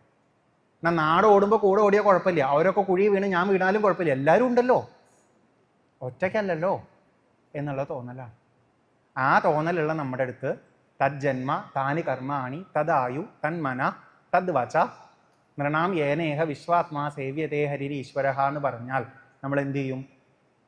ആദ്യം പറഞ്ഞതുപോലെ ഇത് പറയുന്നത് ഞാൻ കേട്ടുകൊണ്ട് അരമണിക്കൂർ ഇവിടെ ഇരുന്നു, അതുകൊണ്ട് എൻ്റെ കർമ്മവും ജന്മവും വാക്കും മനസ്സും ഒക്കെ ഭഗവാനെ ഞാൻ വിചാരിച്ച പോലെ ആക്കിത്തരണേ എന്നായി പോകുമെന്ന് മാത്രം. ഞാൻ നാരദ മഹർഷി ഇവിടെ നിർത്തിയിട്ടില്ല, വീണ്ടും പറയണു. എന്താണ്? കിം ജന്മഭിസ്ത്രിഭിർവേഹ ശൗക്ല സാവിത്രയാജ്ഞികൈഹി കർമ്മഭിർവാ ത്രീ പ്രോക്തൈഹി പുംസോപി വിബുധായുഷാ എന്നാണ്.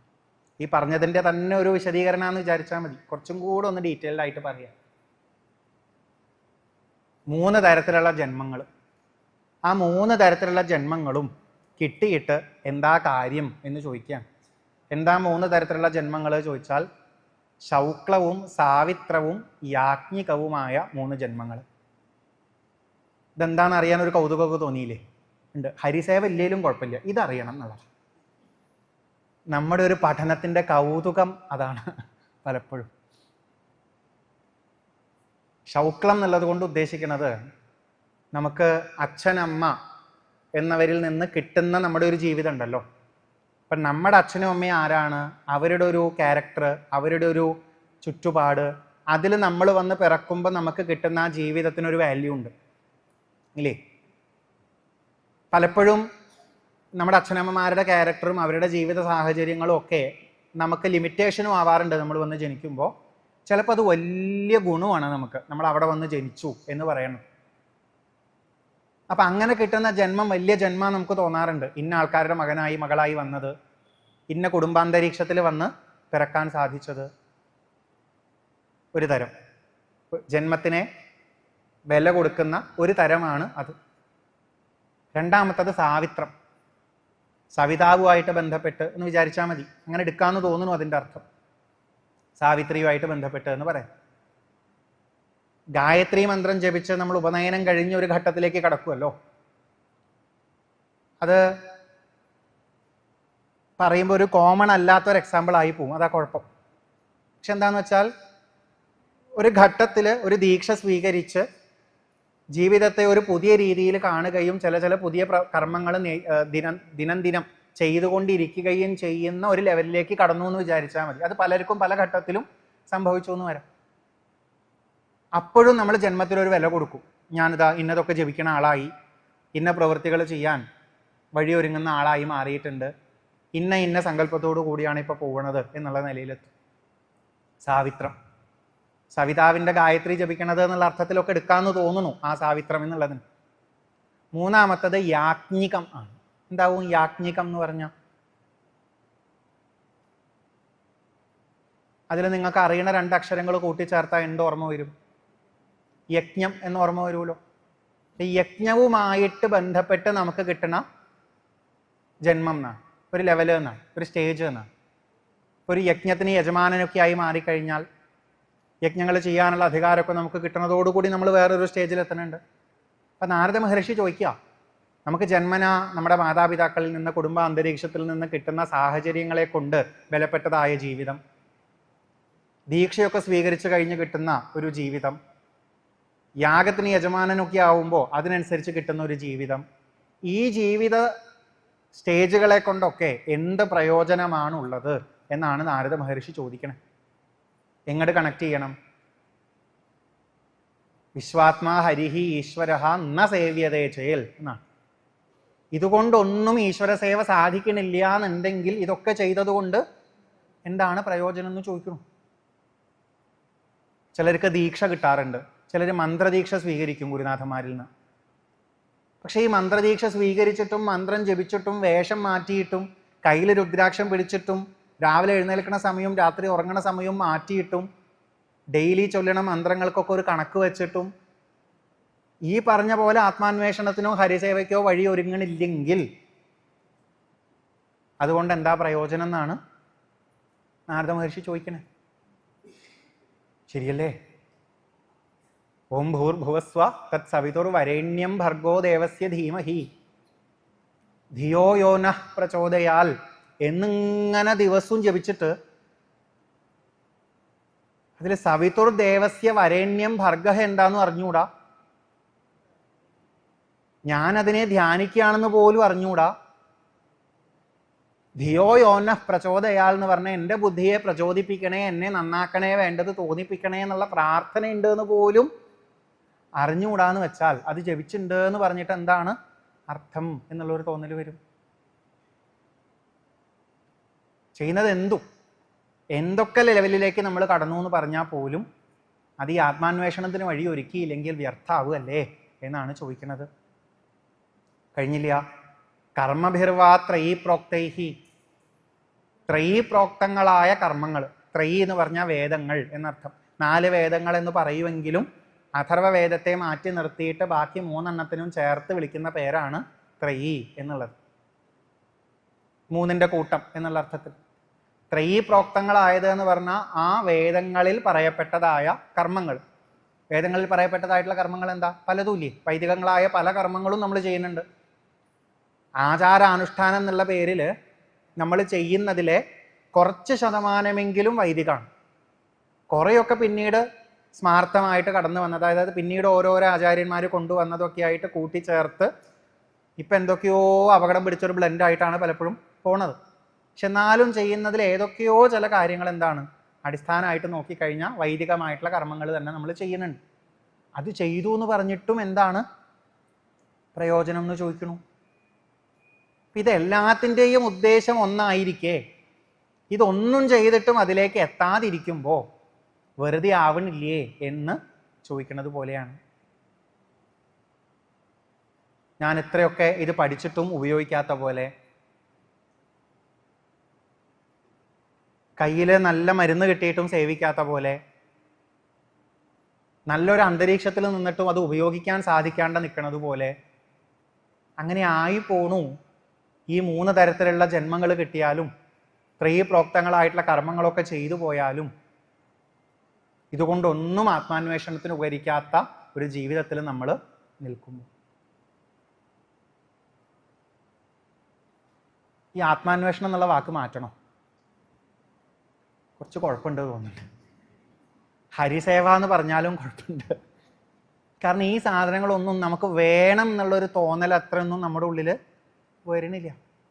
അപ്പം ഞാൻ അതുകൊണ്ട് എപ്പോഴും കണക്ട് ചെയ്യാൻ ശ്രമിക്കാറുള്ളത് സങ്കടങ്ങൾ ഇല്ലാണ്ടേ ആവുക, അസ്വസ്ഥതകൾ ഇല്ലാണ്ടേ ആവുക, സ്വസ്ഥവും സന്തോഷവും ഏറ്റവും അധികം, അല്ലെങ്കിൽ സ്വസ്ഥതയും സന്തോഷവും ഏറ്റവും അധികം അനുഭവിക്കുന്ന ഒരു തലത്തിലേക്ക് എത്തുക എന്നുള്ള അർത്ഥത്തിലാണ്.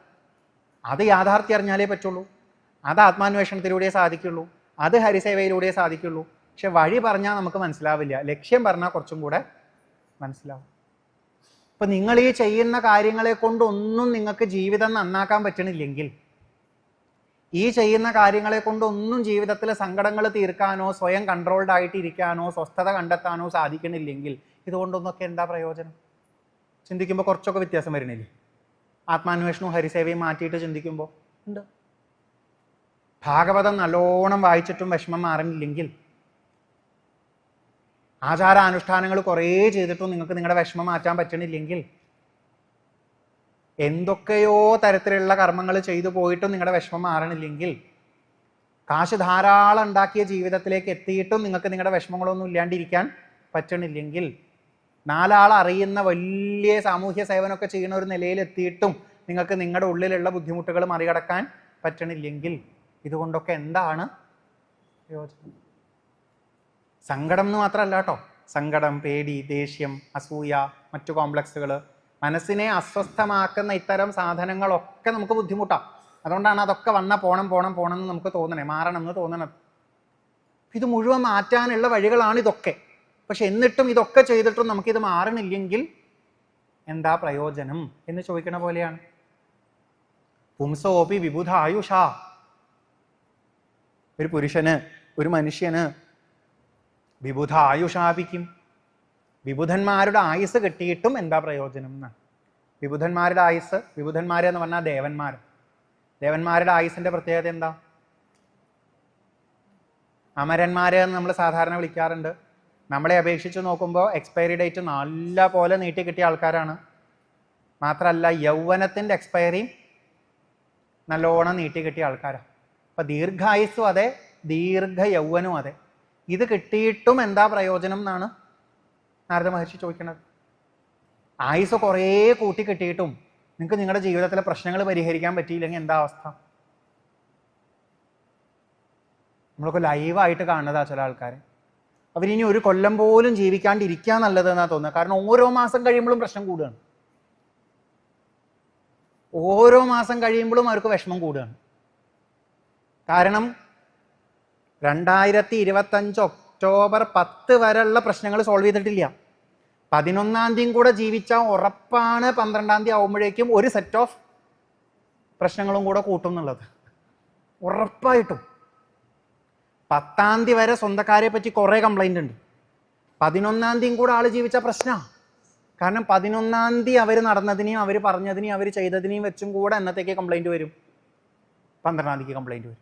10-ാം തീയതി വരെ അവരെന്നെ തിരിഞ്ഞു നോക്കിയില്ല എന്നുള്ള കംപ്ലൈൻ്റ് ഉണ്ട്. 11-ാം തീയതി ആയപ്പോൾ അന്നും ഇത് കൂടുക എന്നല്ലാണ്ട് കുറയുന്നില്ല.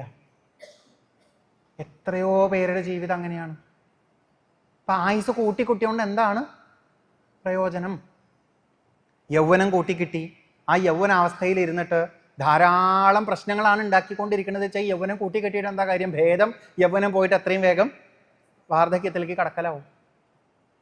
അത് തോന്നിയത് യയാതിക്ക് കുറേ കഴിഞ്ഞിട്ടാ. യയാതി ആദ്യം വിചാരിച്ചത് യൗവനം മിസ്സായതാ പ്രശ്നം എന്നാണ്. അപ്പം 2-3 മക്കളോട് പോയിട്ട് ചോദിച്ചു. അപ്പോൾ അവരും പറഞ്ഞു ഞങ്ങളും മിസ്സാക്കില്ല എന്ന്. അപ്പോൾ യയാതിയുടെ ഉള്ളിൽ ആ തോന്നൽ കൂടുക ചെയ്തത്. യയാതി മക്കളോട് പോയിട്ട് ചോദിച്ചു, നിങ്ങളുടെ യൗവനം എനിക്ക് തരൂ, എൻ്റെ വാർദ്ധക്യം നിങ്ങൾക്ക് തരാമെന്ന്. അപ്പോൾ അവർ പറഞ്ഞു യൗവനം ആരും കളയാണ്ടിരിക്കാനാണ് അച്ഛ ശ്രമിക്കുക. അച്ഛനോ പോയി, ഞങ്ങൾ ഒരിക്കലും കളയില്ല എന്ന് പറഞ്ഞു. അപ്പം യയാതിക്ക് വീണ്ടും തോന്നിയില്ലേ, പോയത് പോയി, അയ്യോ കഷ്ടമായി നഷ്ടമായി എന്ന് തോന്നിയില്ലേ? അപ്പോഴാണ് പോര് വന്നിട്ട് പറഞ്ഞത് അച്ഛൻ തന്നോളൂ, എൻ്റെ യൗവനം ഞാൻ തരാമെന്നുള്ളത്. അപ്പോൾ യൗവനമൊക്കെ കിട്ടി മൂപ്പര് ഹാപ്പി ആയിട്ട് ജീവിച്ചു. കുറേ കാലം കഴിഞ്ഞപ്പോൾ മൂപ്പർക്ക് മനസ്സിലായത് ഈ യൗവനത്തിലൂടെ പോകും തോറും ഓരോ ദിവസം കഴിയും തോറും പ്രശ്നം കൂടിക്കൊണ്ടിരിക്കുക. തൃഷ്ണ കൂടും എന്നല്ലാണ്ട് കുറയില്ല. പൂന്താൻ അതിനെ ഞാൻ മലയാളത്തിലേക്ക് ആക്കിയിട്ട് പറഞ്ഞത് മണ്ടി മണ്ടി കരേറുന്നു മോഹവും. അത് കുറയോ? കുറയില്ല. ഇപ്പൊ വിബുധ ആയുഷാപിക്കും. ആയുസ് കുറേ കിട്ടിയിട്ടും പ്രശ്നമാണ് കൂട്ടണത് വെച്ചാൽ എന്താ കാര്യം? നമ്മൾ പോയിട്ട് ഓരോരുത്തരോട് പ്രാർത്ഥിക്കും, ഈ ആചാര്യനൊക്കെ കുറേ കാലം കൂടി ജീവിക്കണേ. നിങ്ങൾ അങ്ങനെയൊന്നും പ്രാർത്ഥിക്കരുത്. കാരണം അയാൾ അല്ലെങ്കിലേ ഈഗോ അടിച്ച് പ്രശ്നങ്ങൾ ഉണ്ടാക്കിക്കൊണ്ടിരിക്കുകയാണ്. അതിൻ്റെ കൂട്ടത്തിൽ നിങ്ങൾ അയാൾക്ക് 4 മാസം കൂടെ ആയുസ് കിട്ടണം എന്ന് പറഞ്ഞാൽ 4 മാസം കൂടെ ആൾ എന്ത് ചെയ്യും?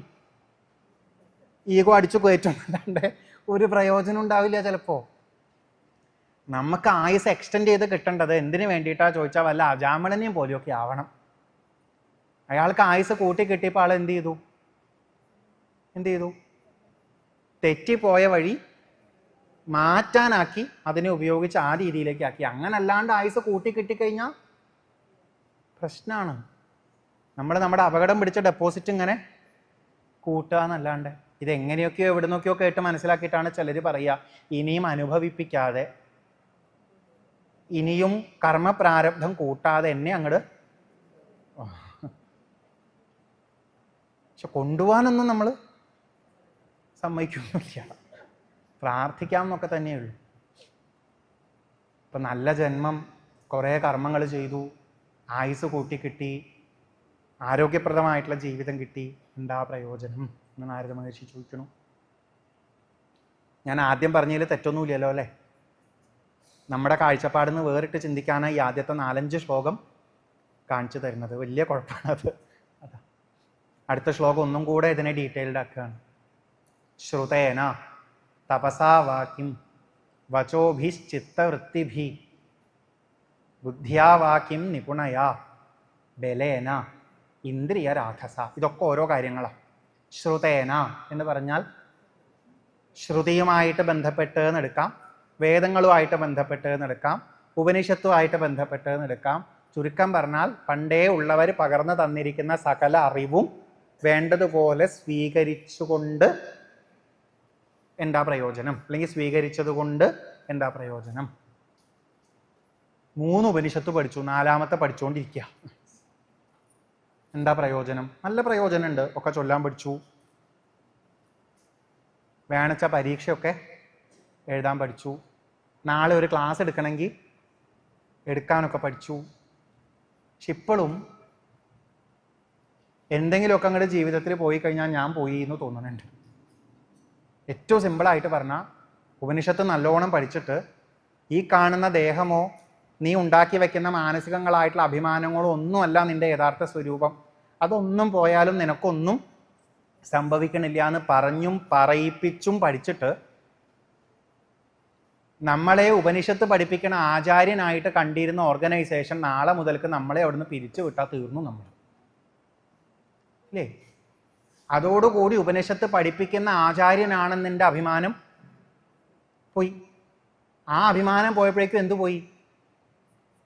പിന്നെ എനിക്ക് എന്നെ കാണാനേ പറ്റണില്ല. അവിടെ ആ പഠിപ്പിച്ച ഉപനിഷത്ത് നമുക്ക് ഉപയോഗപ്രദമാവണില്ല. ഇതൊന്നും അത്ഭുതമൊന്നുമല്ല. ഇത് പണ്ടുള്ളവരും അനുഭവിച്ചിട്ടുണ്ട്. ഉദ്ധവ എല്ലാവരും പോകൂട്ടോ, ആരോടും അടുപ്പുണ്ടാവണ്ട എന്ന് കൃഷ്ണൻ പറഞ്ഞു. അവസാനം എല്ലാം മനസ്സിലായില്ലയോ ചോദിച്ചു. ഉദ്ധവന് നല്ലോണം മനസ്സിലാവുകയും ചെയ്തു. അപ്പോഴാ കൃഷ്ണൻ പറഞ്ഞത് എന്നാ ടാറ്റ ബൈ ബൈ. ആദ്യം ഉദ്ധവൻ വിചാരിച്ചില്ല, ഹൈ എല്ലാവരും പോവും, അതൊക്കെ ഉൾക്കൊള്ളണം, ഇപ്പൊ ഉൾക്കൊള്ളാൻ പറ്റണില്ലേ, എന്നാ ഇത് പറഞ്ഞെന്നാൽ ഞാനും പോവാട്ടോ ബായ് എന്ന് പറഞ്ഞപ്പോഴാണ് ആർക്ക് പ്രശ്നം? ഉദ്ധവനൊരു ഇത്തിരി പ്രശ്നം. പക്ഷെ വേഗം ഉൾക്കൊണ്ടിട്ടാണ് നമസ്കരിച്ചു പോയത്. അർജുനന് കുറേ പറഞ്ഞു കൊടുത്തില്ലേ കൃഷ്ണൻ? എല്ലാം കഴിഞ്ഞിട്ട് ഈ പറഞ്ഞു കൊടുത്ത കൃഷ്ണൻ പോയി എന്ന് കേട്ടപ്പോൾ അർജുനന് വിഷമായി എന്നാണ് ഭാഗവതം പറയുക. എന്നിട്ട് അദ്ദേഹം വീണ്ടും ഭഗവത്ഗീത ആലോചിച്ച് പഠിച്ചപ്പോൾ അതിലും മൂപ്പര് പറഞ്ഞിട്ടുണ്ട്. എന്ത്? പരമാത്മാവായ ഭഗവാന് മാത്രമാണ് നിലനിൽപ്പ്, അല്ലെങ്കിൽ അത് മാത്രമാണ് സത്യം, ബാക്കി വേഷങ്ങളൊക്കെ പോവും. അതൊരു ചിങ്ങത്തിൽ അഷ്ടമരോഹിണിക്ക് എടുത്ത കൃഷ്ണവേഷം ഒരു ദിവസം ചിലപ്പോൾ മറച്ചു വെക്കും, ക്ലിക്കായി.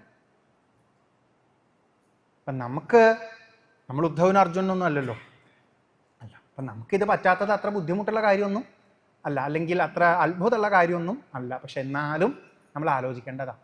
ശ്രുതേന ഇത് മുഴുവൻ പഠിച്ചു എന്നല്ലാണ്ട് അതുകൊണ്ട് ഉപയോഗം ഉണ്ടാവണില്ലെങ്കിൽ എന്താണ് എന്ന് ചോദിക്കുന്നു. തപസ പലതരത്തിലുള്ള തപസ് ചെയ്യണില്ലേ? അതിപ്പോൾ പണ്ടത്തെ പോലെ വല്ല ഒറ്റക്കാലിൽ നിന്നിട്ടുള്ള തപസ്സാവണമെന്ന് നിർബന്ധമൊന്നും ഇല്ല. നമ്മൾ പല രീതിയിലും പലതും ഒഴിവാക്കി പലതും സഹിച്ചു നിന്ന് ഇതൊരു തപസ്സാണെന്നുള്ള രീതിയിൽ കണ്ടെത്തി പോവാറുണ്ട്. ചൂട് സഹിക്കണതാവാം, തപസ് സഹിക്കണതാവാം, തീർത്ഥാടനം നടത്തണതാവാം. കുറേ കഷ്ടപ്പെട്ടല്ലേ മലയൊക്കെ കയറുന്ന ആൾക്കാർ ആണ്, കഷ്ടപ്പെട്ട് കയറുന്നുണ്ട്. ഹിമാലയത്തേക്ക് പോകുന്നുണ്ട്, അപ്പുറത്ത് പോകുന്നുണ്ട്, ഇപ്പുറത്ത് പോകുന്നുണ്ട്. ഭാഗവതം ചോദിക്കുക, അങ്ങോട്ടൊക്കെ പോയിട്ടും കിം എന്ന് ചോദിക്കുക. ഈ ഭാഗവതത്തിൽ 1-ാമത്തെ സ്കന്ധത്തിൽ നിങ്ങളൊക്കെ കേട്ടിട്ടുണ്ടാവും ചിലപ്പോൾ, ധൃതരാഷ്ട്രരും ഗാന്ധാരിയും വിതുരൻ്റെ കൂടെ ഹിമാലയത്തേക്ക് പോയി. അവർ പോയത് എന്തിനാച്ചാൽ അവിടെ പോയിച്ച കൊടുന്തണുപ്പിൽ ഇരുന്ന് ശരീരാഭിമാനത്തിനെ മറികടന്നുകൊണ്ട് മരണവേദന സഹിക്കാൻ തയ്യാറാവാൻ വേണ്ടിയിട്ടാണ്. അവരെ കാണാനില്ല മനസ്സിലായപ്പോൾ അവരെവിടെയാണെന്ന് അന്വേഷിച്ച് ഇറങ്ങാൻ പുറപ്പെട്ടതാ യുധിഷ്ഠിരൻ. പക്ഷെ നാരദൻ പറഞ്ഞു, നീ വെറുതെ ഹിമാലയത്തേക്കൊന്നും പോണ്ട. എന്താ കാരണം? അവർ പോയത് മരണവേദനയെ സഹിക്കാൻ പഠിക്കാനാണ് വെച്ചാൽ യുധിഷ്ഠിരൻ കഷ്ടപ്പെട്ട് ഹിമാലയം കയറുന്നത് വല്യച്ഛനെ വിളിച്ചോണ്ടിരാൻ വേണ്ടിയിട്ട്, അല്ലാണ്ട് മരണവേദനയെ സഹിക്കാൻ വേണ്ടിയിട്ടൊന്നും അല്ല. അങ്ങനെയൊന്നും നീ കഷ്ടപ്പെട്ട് എന്ത് കയറണ്ട, ഹിമാലയം കയറണ്ട. നമ്മൾ ഈ ചെയ്യുന്നത് പലതും നമുക്ക് എത്രയോ രീതിയിൽ ഉപകാരപ്പെടാവുന്നതാണ്, പക്ഷെ അങ്ങനെ ആവില്ല നമ്മൾ പലപ്പോഴും ചെയ്യണത്. എത്ര ക്ഷേത്ര ദർശനങ്ങൾ നടത്താം, എത്ര പുണ്യതീർത്ഥങ്ങളിലേക്ക് പോവാം. അതുകൊണ്ടൊന്നും നമുക്ക് നമ്മുടെ അസ്വസ്ഥതകളെ, നമ്മുടെ പല തരത്തിലുള്ള പരിമിതികളെ മറികടക്കാൻ പറ്റണില്ലെങ്കിൽ എന്താ കാര്യം എന്ന് ചോദിക്കണ പോലെയാണ്. വചോഭിഹി, വാക്കുകൾ നന്നായി സംസാരിക്കാൻ അറിയാം, നല്ല വാക്ചാതുര്യമുണ്ട്, എന്താ പ്രയോജനം? നമുക്ക് ആ വാക്ചാതുര്യം കൊണ്ട് നമ്മളെ കൺവിൻസ് ചെയ്യിപ്പിക്കാനും പ്രശ്നങ്ങൾ സോൾവ് ചെയ്യാനും മറ്റുള്ളവർക്ക് വേണമെങ്കിൽ പറഞ്ഞ് മനസ്സിലാക്കി കൊടുക്കാനും ഏതിലേറെ ഉപരി നമുക്ക് സ്വയം പറഞ്ഞ് പഠിച്ച് നമ്മളെ പക്വതയോടുകൂടി കൊണ്ടുപോകാനും പറ്റണില്ലെങ്കിൽ അതുകൊണ്ട് എന്താ പ്രയോജനം എന്ന് ചോദിക്കാം. കാത് ആർക്കൊക്കെ ഉണ്ടോ അവരുടെ ഒക്കെ ഉള്ളിൽ ഫേമസ് ആവാം, അല്ലേ? അല്ലാത്തവർക്കൊന്നും ചെയ്യാൻ പറ്റില്ല. കാത് ആർക്കൊക്കെ ഉണ്ടോ അവരുടെ ഒക്കെ മുന്നിൽ ഫേമസ് ആവാൻ നന്നായി സംസാരിക്കാൻ അറിഞ്ഞു. പക്ഷെ ഫേമസ് ആവാനല്ലേ പറ്റുള്ളൂ.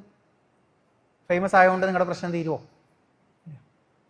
ഫേമസ് ആയാൽ നമ്മൾ സംസാരിക്കുന്നതിന് മണിക്കൂറിന് കാശ് തരാൻ ആൾക്കാരുണ്ടാവും. അപ്പം എന്ത് കിട്ടും? കാശ് കിട്ടും. കാശിലൂടെ എന്ത് കിട്ടും? കുറേ സൗകര്യം ഉണ്ടാക്കാം. ഒരാൾ പറഞ്ഞിട്ടുണ്ട്, മണി, പൈസ, അതിന് നിങ്ങൾക്ക് തരാവുന്ന ഏറ്റവും വലിയ സംഭവം എന്താണെന്ന് വെച്ച് കഴിഞ്ഞാൽ ഫ്രീ ടൈമാണ് അത്ര. കാരണം കാശ് ഉപയോഗിച്ച് കുറേ സൗകര്യങ്ങൾ നമ്മൾ ഉണ്ടാക്കി എടുത്തു കഴിഞ്ഞാൽ നമ്മുടെ കുറേ സമയം ലാഭിക്കാം. അപ്പം കാശുള്ളവർക്ക് എന്ത് കിട്ടും? ഫ്രീ ടൈം കിട്ടും. അങ്ങനെ ഫ്രീ ടൈമും കിട്ടി, ഫേമസും ആയി, കാശും കിട്ടി, ഫ്രീ ടൈമും കിട്ടി. എന്നിട്ടും അതിനെ വേണ്ടതുപോലെ ഉപയോഗിക്കാൻ പറ്റണില്ലെങ്കിൽ എന്താ പ്രയോജനം? എത്രയോ പേർക്ക് ഫേമസ് ആയതിൻ്റെ പേരിലാണ് പ്രശ്നം. എത്രയോ പേർക്ക് അങ്ങനെ കയ്യിൽ കാശ് കിട്ടിയതിൻ്റെ പേരിലാണ് പ്രശ്നം. കാശൊക്കെ കിട്ടിയിട്ട് ഫ്രീ ടൈം കിട്ടിയപ്പോഴാണ് പ്രശ്നം. അതിന് മലയാളികൾ ഉപയോഗിക്കുന്ന വാചകം നമുക്ക് സ്റ്റേജിൽ പറയാൻ പറ്റില്ല മാത്രമേ ഉള്ളൂ. കാരണം എല്ലാം കയ്യിലുണ്ടായിട്ട് ഫ്രീ ആയിട്ട് ഇങ്ങനെ ഇരിക്കുമ്പോഴാണ് ചിലർക്ക് ചില കുഴപ്പങ്ങൾ എത്തിക്കാൻ തോന്നുക എന്നുള്ളതാണ്. എന്താ പ്രയോജനം എന്ന് ചോദിക്കുകയാണ്. ആലോചിച്ച് നോക്കൂ. നല്ല കാശുള്ളവരാച്ചാൽ, എല്ലാ സൗകര്യവും ഉണ്ടെങ്കിൽ, നല്ല ഫ്രീ ടൈം ഉണ്ടെങ്കിൽ നിങ്ങൾക്ക് വരുമാനമൊന്നും ആലോചിക്കാണ്ട് ഭാഗവതം വായിക്കാൻ പോവാം. ഒന്ന് ആലോചിച്ച് നോക്കൂ, അല്ലേ? നിങ്ങൾക്ക് അപ്പുറത്തൊരു ജോലി കറക്റ്റായിട്ട് അങ്ങനെ കൊണ്ട് നടക്കേണ്ട ബുദ്ധിമുട്ടേ ഇല്ലാണ്ട് നിങ്ങൾക്ക് മിനിമം കിട്ടിക്കൊണ്ട് ധാരാളം പഠിക്കാനും വായിക്കാനുമായിട്ട് ഇങ്ങനെ സമയം ചിലവഴിച്ചുകൊണ്ടിരിക്കാം. പഠിക്കാനായിട്ടിരിക്കാന്ന്, അല്ലേ? വീട്ടിലിരുന്ന് ഇങ്ങനെ വായിച്ചാൽ മാത്രം മതി, ഇഷ്ടമുള്ളതുപോലെ. ഇൻകത്തിനെ പറ്റി ആലോചിക്കുകയേ വേണ്ട. അങ്ങനെ ആവാൻ സാധിച്ചിരുന്നെങ്കിൽ എന്ന് ചിലർ കൊതിക്കുമ്പോൾ വേറെ ചിലർക്ക് ആ ഫ്രീ ടൈം കിട്ടിയിട്ട് എന്താ ചെയ്യേണ്ടതെന്ന് അറിയാത്ത അവസ്ഥ. അതുകൊണ്ട് എന്താ പ്രയോജനം? വചോഭിഹിക്കും പറഞ്ഞെത്തിയത് നമ്മൾ വാഗ്വൈഭവം കൊണ്ടാണ്, അല്ലെങ്കിൽ വാഗ്വൈഭവത്തിൽ നിന്ന് പോയിട്ടാണ്. അടുത്തത് ഇതേപോലെ തന്നെ ചിത്തവൃത്തിഭി. എളുപ്പം പറഞ്ഞാൽ നമ്മുടെ മനസ്സ് വർക്ക് ചെയ്യുന്ന, നമ്മുടെ ബുദ്ധി വർക്ക് ചെയ്യുന്ന രീതികൾ എന്ന് വിചാരിച്ചോളൂ. പലർക്കും പല സ്കില്ലും ഇല്ലേ, കോഗ്നിറ്റീവ് സ്കിൽസ് പലർക്കും പലതും ഉണ്ട്. കുറേ ഓർമ്മിക്കാൻ പറ്റും, പെട്ടെന്ന് ഹൃദിസ്ഥമാക്കാൻ പറ്റും,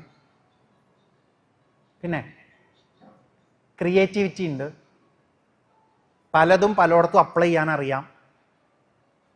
ടീച്ചിങ് ഒക്കെ ആയിട്ട് ബന്ധപ്പെട്ട് ഇങ്ങനെ പലതും പറയും നമ്മുടെ അടുത്ത്. ഓർമ്മിക്കാനുള്ള ശക്തി, പലതിനെയും കണക്ട് ചെയ്യാനുള്ള ശക്തി, കഴിവ്, പഠിച്ചത് പലതും പലതിലേക്കും അപ്ലൈ ചെയ്യാനുള്ള ശക്തി, പുതിയതായിട്ട് ക്രിയേറ്റീവായിട്ട് ചിലത് കൊണ്ടുവരാനുള്ള ശക്തി, ഇതൊക്കെ ഓരോരുത്തർക്കും ഉണ്ടാവാൻ വേണ്ടിയിട്ടാണ് കുട്ടികളെ പഠിപ്പിക്കുന്നതും പരീക്ഷ എഴുതിപ്പിക്കുന്നതും ഒക്കെ.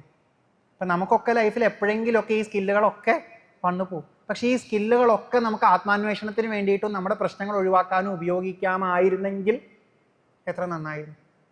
നമ്മുടെ ഓർമ്മിക്കാനുള്ള കഴിവും ആലോചിക്കാനുള്ള കഴിവും പഠിച്ചതിനെ പ്രാവർത്തികമാക്കാനുള്ള കഴിവും ഒക്കെ ഇതിലേക്ക് സാധിക്കാൻ ആയിരുന്നെങ്കിൽ എത്ര നന്നായിരുന്നു എന്ന് ചോദിക്കുകയാണ്. ക്രിയേറ്റീവായിട്ട് ചിന്തിക്കാൻ പറ്റണതൊക്കെ നമ്മൾ ഭാഗവതമൊക്കെ വായിച്ച് ഉപനിഷത്തൊക്കെ വായിച്ച് 2025 ജീവിക്കുന്ന ആൾക്കാർക്ക് ഉൾക്കൊള്ളാൻ പാകത്തിന് കുറച്ച് ക്രിയേറ്റീവായിട്ട് അത് ഇൻ്റർപ്രറ്റ് ചെയ്ത് പറയാനൊക്കെ പറ്റുമായിരുന്നു. എത്ര നന്നായിരുന്നു. നമുക്ക് തന്നെ അത് ക്രിയേറ്റീവായിട്ട് സ്വയം ഇൻ്റർപ്രറ്റ് ചെയ്ത് നമ്മുടെ പ്രശ്നങ്ങൾ ഒഴിവാക്കാൻ പാകത്തിന് ഉപയോഗിക്കാൻ പറ്റുമായിരുന്നെങ്കിൽ എത്ര നന്നായിരുന്നു. അല്ലെങ്കിൽ ആ കഴിവൊക്കെ വെറുതെ പോവല്ലേ. ആലോചിച്ച് നോക്കൂ. ഓർമ്മിക്കാൻ നല്ല കഴിവില്ലേ? ഓർമ്മിക്കാനുള്ള കഴിവ് ഗുണമാണോ ദോഷമാണോ? ഗുണമാണോ ദോഷമാണോ? നല്ലതാണോ ചീത്തയാണോ? നമുക്ക് നല്ലതല്ല. വെറുതെ അങ്ങനെ ഇരിക്കുമ്പോൾ ഒരു 5 കൊല്ലം മുമ്പത്തെ കാര്യം ഓർമ്മ വരാം. വല്ല ആവശ്യമുണ്ടോ? എന്നാൽ നല്ലത് വല്ലതും ഓർമ്മയിൽ വരുമോ? വരും വരും വരും വരും. പക്ഷെ എന്താ ഓർമ്മ വരികയെന്നറിയോ? നല്ലത് ഓർമ്മ വരികയും ചെയ്യും, അതൊട്ടിപ്പം ഇല്ലല്ലോ എന്ന് ഓർമ്മ വരും. ചീത്തത് ഓർമ്മ വരില്ലേ? വരും. ചീത്തത് നല്ലോണം ഓർമ്മയും വരും. എന്നിട്ട് അതൊക്കെ അന്ന് ഉണ്ടായില്ലോ എന്ന് ഓർമ്മ വരും. എന്തൊരു കഷ്ടാത്. എന്നാൽ നല്ലതൊക്കെ അന്ന് ഉണ്ടായില്ലേന്നും ചീത്തതൊന്നും ഇപ്പം ഇല്ലല്ലോ എന്ന് ഓർത്താൽ പോരെ? അത് പറ്റില്ല. നല്ലതൊക്കെ അന്നല്ലേ ഉണ്ടായുള്ളൂ, ഇപ്പം ഇല്ലല്ലോ എന്നുള്ളതും ചീത്തതൊക്കെ ഇന്നില്ലെങ്കിലും അന്ന് ഉണ്ടായല്ലോ എന്നുള്ളതും ആലോചിച്ചിട്ട് ഈ ഓർമ്മയുടെ പേരിൽ ഇങ്ങനെ വിഷമിച്ചുകൊണ്ടിരിക്കുക. ഓർമ്മിക്കാനുള്ള കഴിവ് നല്ലതാ. എന്തൊക്കെ നല്ലത് ഓർമ്മിക്കണ്ടായിരുന്നു, എന്തിനൊക്കെ ഉപയോഗിക്കായിരുന്നു, പറ്റണില്ലല്ലോ. അമ്മമാർക്ക് മനസ്സിലാവുന്ന ഒരു ഉദാഹരണം കൂടിയുണ്ട്. നിങ്ങൾക്ക് ഇടയ്ക്കൊക്കെ കുട്ടികളെ കുറ്റം പറഞ്ഞാലും ഒരു സമാധാനം ഉണ്ടാവുള്ളൂ. അമ്മമാരെ പറ്റി മാത്രം കുറ്റം പറഞ്ഞാൽ നടക്കില്ല. കുട്ടികളുടെ അടുത്ത് അവർ പഠിച്ച മാത്സിൻ്റെ ഫോർമുല ഓർമ്മ ഇല്ലാണ്ടാവുമ്പോൾ, അവർക്ക് പഠിച്ചത് മറന്നുപോയി എന്നൊക്കെ പറയുമ്പോൾ അമ്മമാരും അച്ഛന്മാരും അവരോട് പറയണ 1-2 ഡയലോഗുണ്ട്. ഇത് ഇതേപോലെ പിന്നെ പറയാറുള്ളത് സ്കൂളിലെ ചില ടീച്ചർമാരാ. എന്താ ചോദിക്കുക? വേണ്ടാത്തതൊക്കെ ഒരു വട്ടം കൃത്യമായിട്ട് കാണാണ്ട് പഠിച്ചു വെച്ചിട്ടുണ്ടാവും. അതൊക്കെ ഏത് ഉറക്കത്തിൽ ചോദിച്ചാലും കിട്ടും. പക്ഷെ ഇത് ചോദിച്ചാൽ മാത്രം കിട്ടില്ല. ഇതൊന്നും ഓർമ്മയിൽ വരുന്നില്ല. ഇത് 4 അക്ഷരം മര്യാദയ്ക്ക് പഠിച്ചു വെച്ചൂടെ എന്ന് ചോദിക്കാറുണ്ട്. ഇത് അവരോട് മാത്രം ചോദിക്കണ്ട, നമ്മളോടും ചോദിക്കാവുന്നതാ. നമുക്ക് ഉപനിഷത്ത് ഓർമ്മയില്ലെങ്കിലും ഉപനിഷത്ത് പഠിക്കാൻ പോയ ക്ലാസ്സിൽ വെച്ചിട്ട് മൂപ്പര് പറഞ്ഞ വാക്ക് നല്ല ഓർമ്മയുണ്ട്. അന്ന് ആചാര്യൻ പറഞ്ഞത് ഓർമ്മയില്ലെങ്കിലും ആചാര്യൻ അത് പറഞ്ഞ സമയത്ത് അടുത്തിരുന്നിട്ട് അവൾ എന്നെ കമൻറ്റ് ചെയ്തതിക്ക് നല്ല ഓർമ്മയുണ്ട്. അതെൻ്റെ മനസ്സിൽ നിന്ന് പോവില്ല. ഓർമ്മിക്കാനുള്ള കഴിവല്ലേ? ആണ്. പക്ഷെ അത് ഉപയോഗിക്കണത് എവിടെയാണ് എന്നുള്ളതിലാണ് വിഷയം. ചിത്തവൃത്തിഭി, പലതരത്തിലും നമ്മുടെ ഉള്ളിൽ ഉപയോഗിക്കാവുന്ന വഴികളൊക്കെ ഉപയോഗിച്ചിട്ടും എന്താണ് പ്രയോജനം എന്ന് ചോദിക്കണം. ബുദ്ധിയാവാക്യം നിപുണയാ, കണക്ട് ചെയ്തെടുക്കാവുന്നതാ. നിപുണയായ ഒരു ബുദ്ധി ഉണ്ടായിട്ട് എന്താ പ്രയോജനം? നിപുണയായ ബുദ്ധി എന്ന് പറഞ്ഞാൽ എന്താ? നല്ല എഫിഷ്യൻ്റാ. ചില കാര്യങ്ങളൊക്കെ അത്ര സ്മാർട്ടായിട്ട് ചെയ്യാൻ പറ്റും. പക്ഷെ ആ ചെയ്യുന്നതൊക്കെ ഇതുപോലെ നമ്മളെ ഒരു നിലയിലേക്ക് എത്തിക്കാൻ വേണ്ടിയിട്ടായിരുന്നെങ്കിൽ, നമ്മുടെ പ്രശ്നങ്ങൾ ഒഴിവാക്കാൻ, യാഥാർത്ഥ്യം അറിയാൻ, നമ്മുടെ പരിമിതികൾ മനസ്സിലാക്കാൻ, നമ്മുടെ തന്നെ കുറ്റങ്ങൾ കണ്ടുപിടിക്കാൻ. അല്ലേ? നിങ്ങൾക്ക് ഈ കുറ്റം കണ്ടുപിടിക്കാനുള്ള കഴിവൊക്കെ ഉണ്ട് വെച്ചാൽ അത് ആദ്യം പ്രയോഗിക്കേണ്ടത് എവിടെയാണ്? എല്ലാത്തിനെയും വിമർശിക്കാനുള്ള കഴിവുണ്ടെങ്കിൽ അത് ആദ്യം ഉപയോഗിക്കേണ്ടത് എവിടെയാണ്? ചിലർ പറഞ്ഞു കേട്ടാൽ അപ്പം അതല്ല എന്ന് പറയാനുള്ള കാര്യം ഓർമ്മ വരും. പക്ഷെ അവനവൻ അത് പറയുന്ന സമയത്ത് അതല്ല എന്ന് പറയാനുള്ള ഓർമ്മ ഉണ്ടാവണില്ല. ഞാൻ റിസർച്ച് ചെയ്യണത് കുറ്റം പറയണ കാര്യത്തിലാണ്. അതായത് നമുക്കൊന്നും പറയാനില്ലെങ്കിലും അവർ പറയണ സാധനത്തിൽ മുഴുവൻ എന്ത് കണ്ടെത്തണം? കുറ്റം കണ്ടെത്തണം. എനിക്ക് വലിയ ഇഷ്ടമായി അത്. നമ്മളൊന്നും പറയാത്തതുകൊണ്ട് അവർക്ക് നമ്മളെ പറ്റി ഒന്നും പറയാനില്ല. നമ്മൾ ഒരു അഭിപ്രായം പറയാൻ പോണില്ല, പക്ഷെ അവർ പറയണ അഭിപ്രായത്തിലെ കുറ്റം കണ്ടെത്തിക്കൊണ്ടിരിക്കും. നല്ല രസമല്ലേ? ആണ്. പക്ഷെ ഈ സാധനം പ്രാക്ടീസ് ചെയ്യാൻ നമ്മൾ നാട്ടുകാരെ വിളിച്ചു കൂട്ടണം എന്ന് നിർബന്ധമൊന്നും ഇല്ല. പകരം എന്ത് ചെയ്താൽ മതി? നമ്മുടെ തന്നെ ഉള്ളിൽ തോന്നുന്ന തോന്നലുകളെ ഇടയ്ക്കൊക്കെ ഒരു 2 മണിക്കൂർ എടുത്തിട്ട് എന്ത് ചെയ്യുക? കുറ്റം ഇങ്ങനെ പറഞ്ഞുകൊണ്ടിരിക്കാൻ ശ്രമിക്കുക. കുഴപ്പങ്ങൾ കണ്ടെത്താൻ നോക്കിക്കൊണ്ടിരിക്കുക. നല്ലതാ. അത് മോശം കാര്യമൊന്നുമല്ല. അങ്ങനെ ഉപയോഗിക്കാൻ സാധിച്ചില്ലെങ്കിൽ എന്താണ് പ്രയോജനം? വിമർശനം ആത്മവിമർശനാക്കാൻ പറ്റണില്ലെങ്കിൽ, എക്സാമിനേഷൻ സെൽഫ് എക്സാമിനേഷൻ ആക്കാൻ പറ്റണില്ലെങ്കിൽ എന്താണ് പ്രയോജനം എന്ന് ചോദിക്കുന്നു. ബലേന ഇന്ദ്രിയരാധസ. ബലേന ശാരീരികമായിട്ടുള്ള ശക്തി. ഈ ശാരീരികമായിട്ടുള്ള ശക്തി നല്ലോണം ഉണ്ടായിട്ട് കയ്യും കാലും ഒക്കെ നല്ലോണം വർക്ക് ചെയ്യെങ്കിൽ അതൊക്കെ ഉപയോഗിച്ച് നമ്മളെ നല്ല നിലയിലേക്ക് എത്തിക്കാൻ, നല്ല പോലെ ജീവിതം മനസ്സിലാക്കിയവരാക്കാൻ, സ്വസ്ഥതയുള്ളവരാക്കാൻ നമുക്ക് സാധിക്കണില്ലെങ്കിൽ ആ കിട്ടിയ ആരോഗ്യം കൊണ്ടും എന്താ പ്രയോജനം ചോദിക്കുന്നു. ചിലർക്ക് ശാരീരികമായിട്ടുള്ള ആരോഗ്യക്കുറവാണ് പലതും പഠിക്കാനും മുന്നോട്ട് പോകാനും അവർക്ക് പരിമിതിയാവണത്. നമുക്കത് കിട്ടിയിട്ട് ഉപയോഗിക്കാൻ പറ്റുന്നില്ലല്ലോ എന്ന് ചോദിക്കാം. ഇന്ദ്രിയരാധസ, ഇന്ദ്രിയങ്ങളുടെ കഴിവ്. കാണാനുള്ള ശക്തി, കേൾക്കാനുള്ള ശക്തി, എല്ലാം. ഇതൊക്കെ ഒന്ന് ആലോചിച്ച് നോക്കൂ. കേൾക്കാത്ത ആൾക്കാർക്ക് ഇതുവല്ലോ മനസ്സിലാവുമോ? മനസ്സിലാവുക എന്നല്ല, കേൾക്കാൻ പറ്റുമോ? ഇല്ല. കേൾക്കാൻ പറ്റാത്തത് കൊണ്ട് ഒരു ഫസ്റ്റ് സ്റ്റെപ്പ് എന്ന് പറയണതേ അവർക്ക് ഉണ്ടാവില്ല. എന്ത് ഫസ്റ്റ് സ്റ്റെപ്പ്? കേട്ടതിന് ശേഷം വേണ്ടേ ആലോചിക്കാം, അല്ലെങ്കിൽ വായിച്ചതിന് ശേഷം വേണ്ടേ ആലോചിക്കാം. അപ്പം അവർക്ക് കേൾവി ശക്തി ഇല്ല എന്നുണ്ടെങ്കിൽ കേൾക്കാനും വായിക്കാനും പറ്റണതിൽ ഒരു ലിമിറ്റ് ഉണ്ടാവും. ആ ലിമിറ്റോട് കൂടി അവർ നിൽക്കുമ്പോൾ അവർക്ക് പലതും ഉൾക്കൊള്ളാൻ സാധിക്കാതെ ഇരിക്കേ നമുക്കിത് നല്ലോണം കേൾക്കാനും വായിക്കാനും ഉള്ള കഴിവ് കിട്ടിയിട്ടും നമുക്കിത് പ്രയോജനപ്പെടുത്താൻ പറ്റണില്ലെങ്കിൽ എത്ര കഷ്ടമാണെന്നൊന്ന് ആലോചിച്ച് നോക്കും അല്ലേ? ഇപ്പം നമ്മുടെ അത്ര ഇന്ദ്രിയങ്ങൾക്ക് പവർ ഇല്ലാത്ത ആൾക്കാർ കാര്യങ്ങൾ മനസ്സിലാക്കാൻ എത്രത്തോളം കഷ്ടപ്പെടുന്നുണ്ടാവും എന്നൊന്ന് ആലോചിച്ചാൽ ആ കഴിവ് കിട്ടിയ നമ്മളത് പ്രയോജനപ്പെടുത്താതിരിക്കുന്നതിലെ ഒരു കുഴപ്പമെങ്കിലും നമുക്കൊന്ന് ആലോചിക്കാവുന്നതേ ഉള്ളൂ. വായിക്കാൻ കഴിവ് കിട്ടിയിട്ട് വായിക്കാതിരിക്കുമ്പോൾ, കേൾക്കാൻ കഴിവ് കിട്ടിയിട്ട് കേൾക്കാതിരിക്കുമ്പോൾ, പറയാൻ കഴിവ് കിട്ടിയിട്ട് പറയാതിരിക്കുമ്പോൾ, നമ്മൾ ശരിക്കും പറഞ്ഞാൽ നമുക്ക് കിട്ടിയ അവസരം ദുരുപയോഗപ്പെടുത്തുകയാണെന്ന് പറയേണ്ടി വരും ചിലപ്പോൾ. ശരിയല്ലേ? മനുഷ്യരാശിയുടെ കുഴപ്പാട്ടോ. കേൾക്കാത്തവർക്ക് കേൾക്കണവരെ കാണുമ്പോൾ തോന്നും ഇവരുടെ സ്ഥാനത്ത് ഞങ്ങളായിരുന്നു വെച്ചാൽ എന്തൊക്കെ നല്ലത് കേൾക്കാൻ ഉപയോഗിക്കായിരുന്നു. അതപ്പോൾ തോന്നണത് അവർ ഇവിടെ വന്നിരുന്നു കഴിഞ്ഞാൽ നമ്മളെ പോലെയൊക്കെ തന്നെയാവും. അതാണ് പ്രശ്നം. അത് മനുഷ്യരാശിയുടെ കുഴപ്പമാണ്. നമ്മളിവിടെ വന്ന് ഇതൊക്കെ കെട്ടിക്കഴിഞ്ഞാൽ പിന്നെ നമ്മൾ ഇങ്ങനെയൊക്കെ തന്നെയാണ് അധികവും ആവണത് എന്നുള്ളതാണ് പ്രശ്നം. ഇന്ദ്രിയങ്ങൾക്ക് ആ കഴിവ് വേണ്ടതുപോലെ കിട്ടിയിട്ടും ഏന വിശ്വാത്മാ ഹരിഹി സേവ്യത എന്ന ചേൽ, എന്താണ് അതുകൊണ്ട് പ്രയോജനം? തതക്കിം എന്ന് ചോദിക്കുകയാണ്.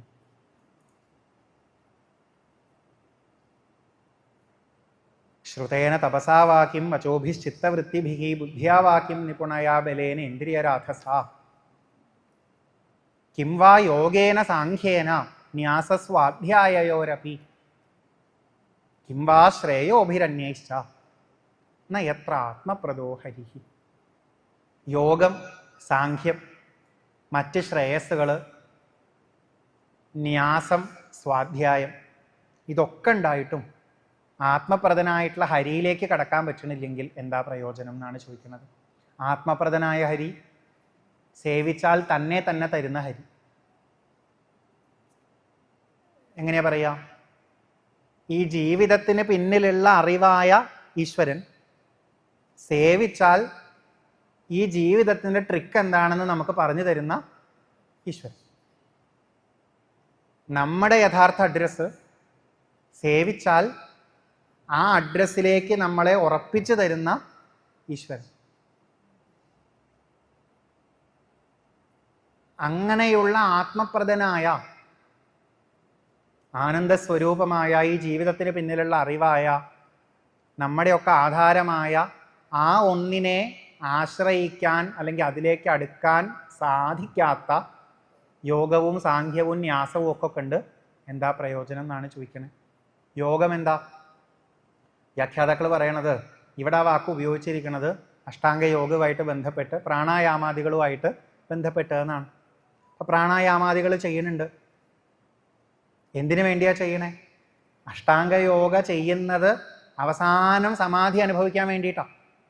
പക്ഷെ നമ്മൾ അതിൻ്റെ ഇടയിൽ ഈ ശ്വാസം വലിച്ചു വിടുന്ന പരിപാടി വലിയ ഇഷ്ടമായിട്ട് അതിലിങ്ങനെ ഇരുന്നുകൊണ്ട് വലിയ പ്രയോജനമൊന്നും ഇല്ല. നല്ല രസമുണ്ട്.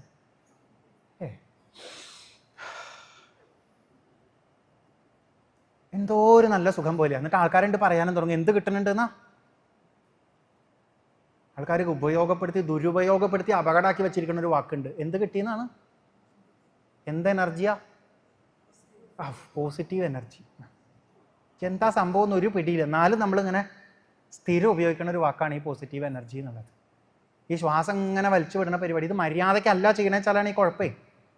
ഈ ആസനവും പ്രാണായാമവും പ്രത്യാഹാരവും ധാരണയും ധ്യാനവും കഴിഞ്ഞൊരു സമാധിയൊക്കെ ഉണ്ട്. അതൊന്നും വേണ്ട. ഏറിപ്പോയാൽ എത്തുന്നത് ധ്യാനത്തിലേക്കാണ്. അതന്നെ അപകടമായിട്ട്. മിഞ്ഞാന്നുണ്ടേ ഞാൻ അങ്ങടെ ധ്യാനിച്ചിട്ട് ഏകദേശം ഒരു 20-22.5 മിനിറ്റ് ആയിട്ടുണ്ടാവുന്ന. ആ സമയത്താണ് എനിക്ക് ഉള്ളിൽ നിന്ന് ഇങ്ങനെ മെല്ലെ ഓം എന്നൊരു ശബ്ദമൊക്കെ അങ്ങനെ കേൾക്കാൻ തുടങ്ങി. ഒന്നിലോ എമ്പക്കം വിട്ടതാണ്, അല്ലെങ്കിൽ മൊത്തത്തിൽ എന്തൊക്കെയോ പോയിട്ട് ഒരു മുഴക്കം വന്നതാണ്. ഇത് കേൾക്കാൻ തുടങ്ങി എന്ന് പറഞ്ഞാൽ കുഴപ്പമുണ്ട്. ഇതെന്താ കുഴപ്പമെന്ന് ചോദിച്ചു കഴിഞ്ഞാൽ ആരൊക്കെയോ എവിടെയോ ഇത് കേട്ടിട്ടുണ്ട് എന്ന് നമ്മൾ കേട്ടതുകൊണ്ടാണ് നമുക്ക് തോന്നുന്നതും നമ്മളിപ്പോൾ കേൾക്കേണ്ടതെന്നുള്ളത്. ഇല്ലെങ്കിൽ ചെവി അടച്ചു വെച്ചാൽ എങ്ങനെയാണ് കേൾക്കുക? നമ്മളോട് പ്രത്യാഹാരമൊക്കെ ആയിട്ട് ഉള്ളിലേക്ക് ഇരിക്കാനാണ് പറയുന്നത്. അപ്പോൾ ഉള്ളിലേക്ക് ശ്രദ്ധിക്കുമ്പോൾ ഉള്ളിൽ നിന്ന് ശബ്ദം കേൾക്കുന്നുണ്ടെങ്കിൽ ഉള്ളിൽ നിന്ന് കേൾക്കുന്ന ശബ്ദം പുറമേ ചെവിയിൽ കേൾക്കുന്ന ശബ്ദം പോലെയൊന്നും അല്ല. അതൊന്നും അങ്ങനെയല്ല ഫിഗറേറ്റീവ് സെൻസിൽ ഉപയോഗിക്കണത്. പക്ഷെ നമ്മൾ നമ്മുടെ സങ്കല്പം അനുസരിച്ച് അങ്ങനെയൊക്കെ പറയുക. ചിലർ കേട്ടു എന്ന് പറയും, ചിലർ കണ്ടു എന്നും പറയും. എന്ത് കണ്ടു എന്നാ പറയാ? ഒന്നിലോ നീല വെളിച്ചം, അല്ലെങ്കിൽ ആടുന്ന, നിങ്ങളൊന്നും കണ്ടിട്ടില്ല, ആടുന്ന മയിൽപ്പീലി, അങ്ങനെയൊക്കെയാണ്. അല്ലെങ്കിൽ സ്വർണ്ണപ്പട്ട്, അങ്ങനെയൊക്കെ കണ്ടു എന്ന് വരും. ഇത് കാണുന്നത് കൃഷ്ണന്റെ രൂപമാണ്, നമുക്ക് ശരിയാണ്.